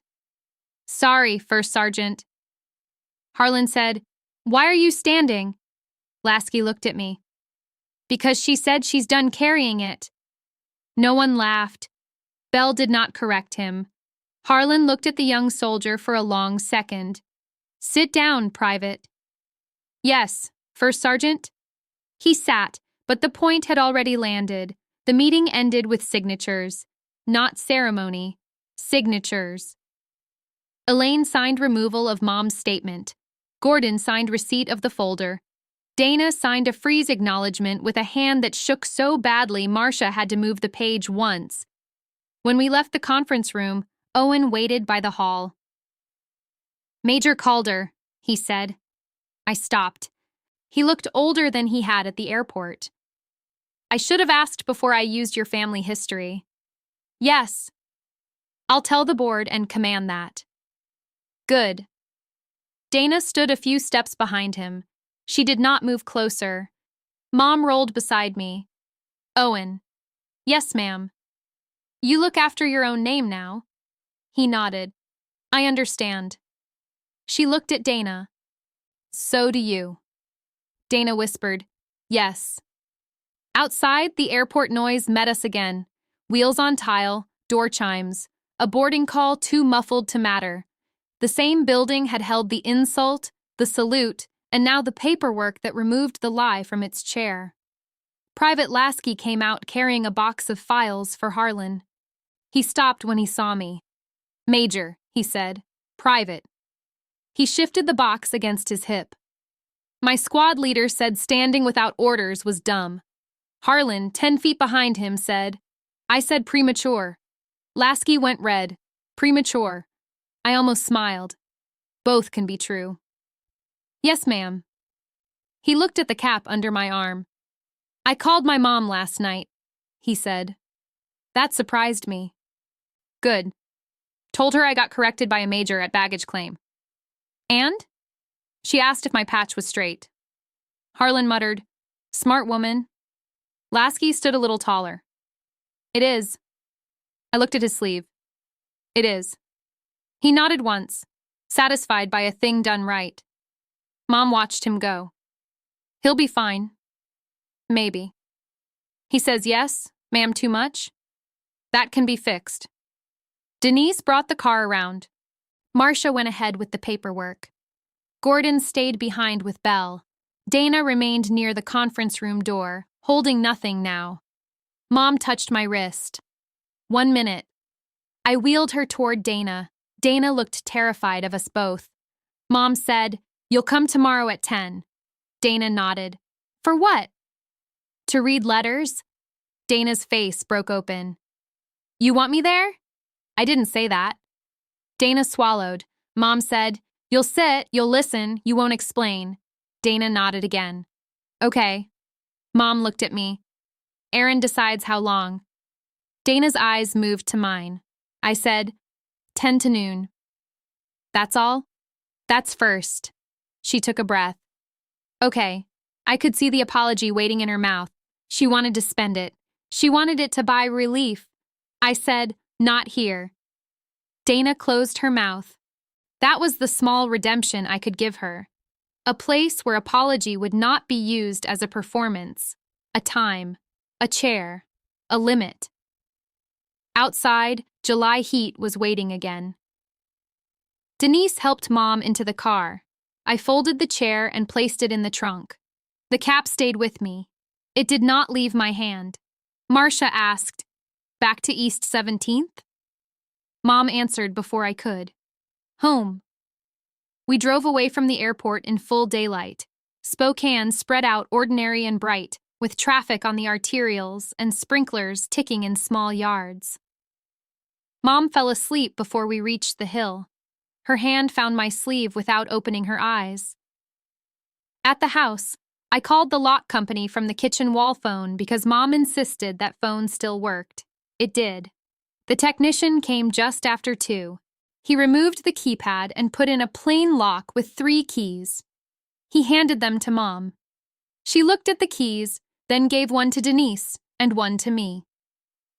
What about Dana? I asked. Mom looked toward the living room where the bin of letters sat on the coffee table. Not today. I put my key on Ray's old ring. It clicked against the brass one from the basement. Old metal meeting new. That evening, I opened the first letter with Mom beside me. Not the Germany one. She was not ready. We started with Fort Lewis. 2009. Plain paper, bad coffee stain. My own words from a younger hand. Mom listened with her eyes closed. When I finished, she said, "Read the last line again." I did. "Tell Dad I'm still learning when to speak." Mom nodded. You learned. I looked at Ray's cap on the table. The citation card was back behind the sweatband. The brim showed every year it had survived. Outside, somebody drove too fast down East 17th and then slowed at the corner. The house settled around us. Not fixed, not healed. Present. Mom's hand rested on my sleeve. I stopped holding up the lie, and it finally fell.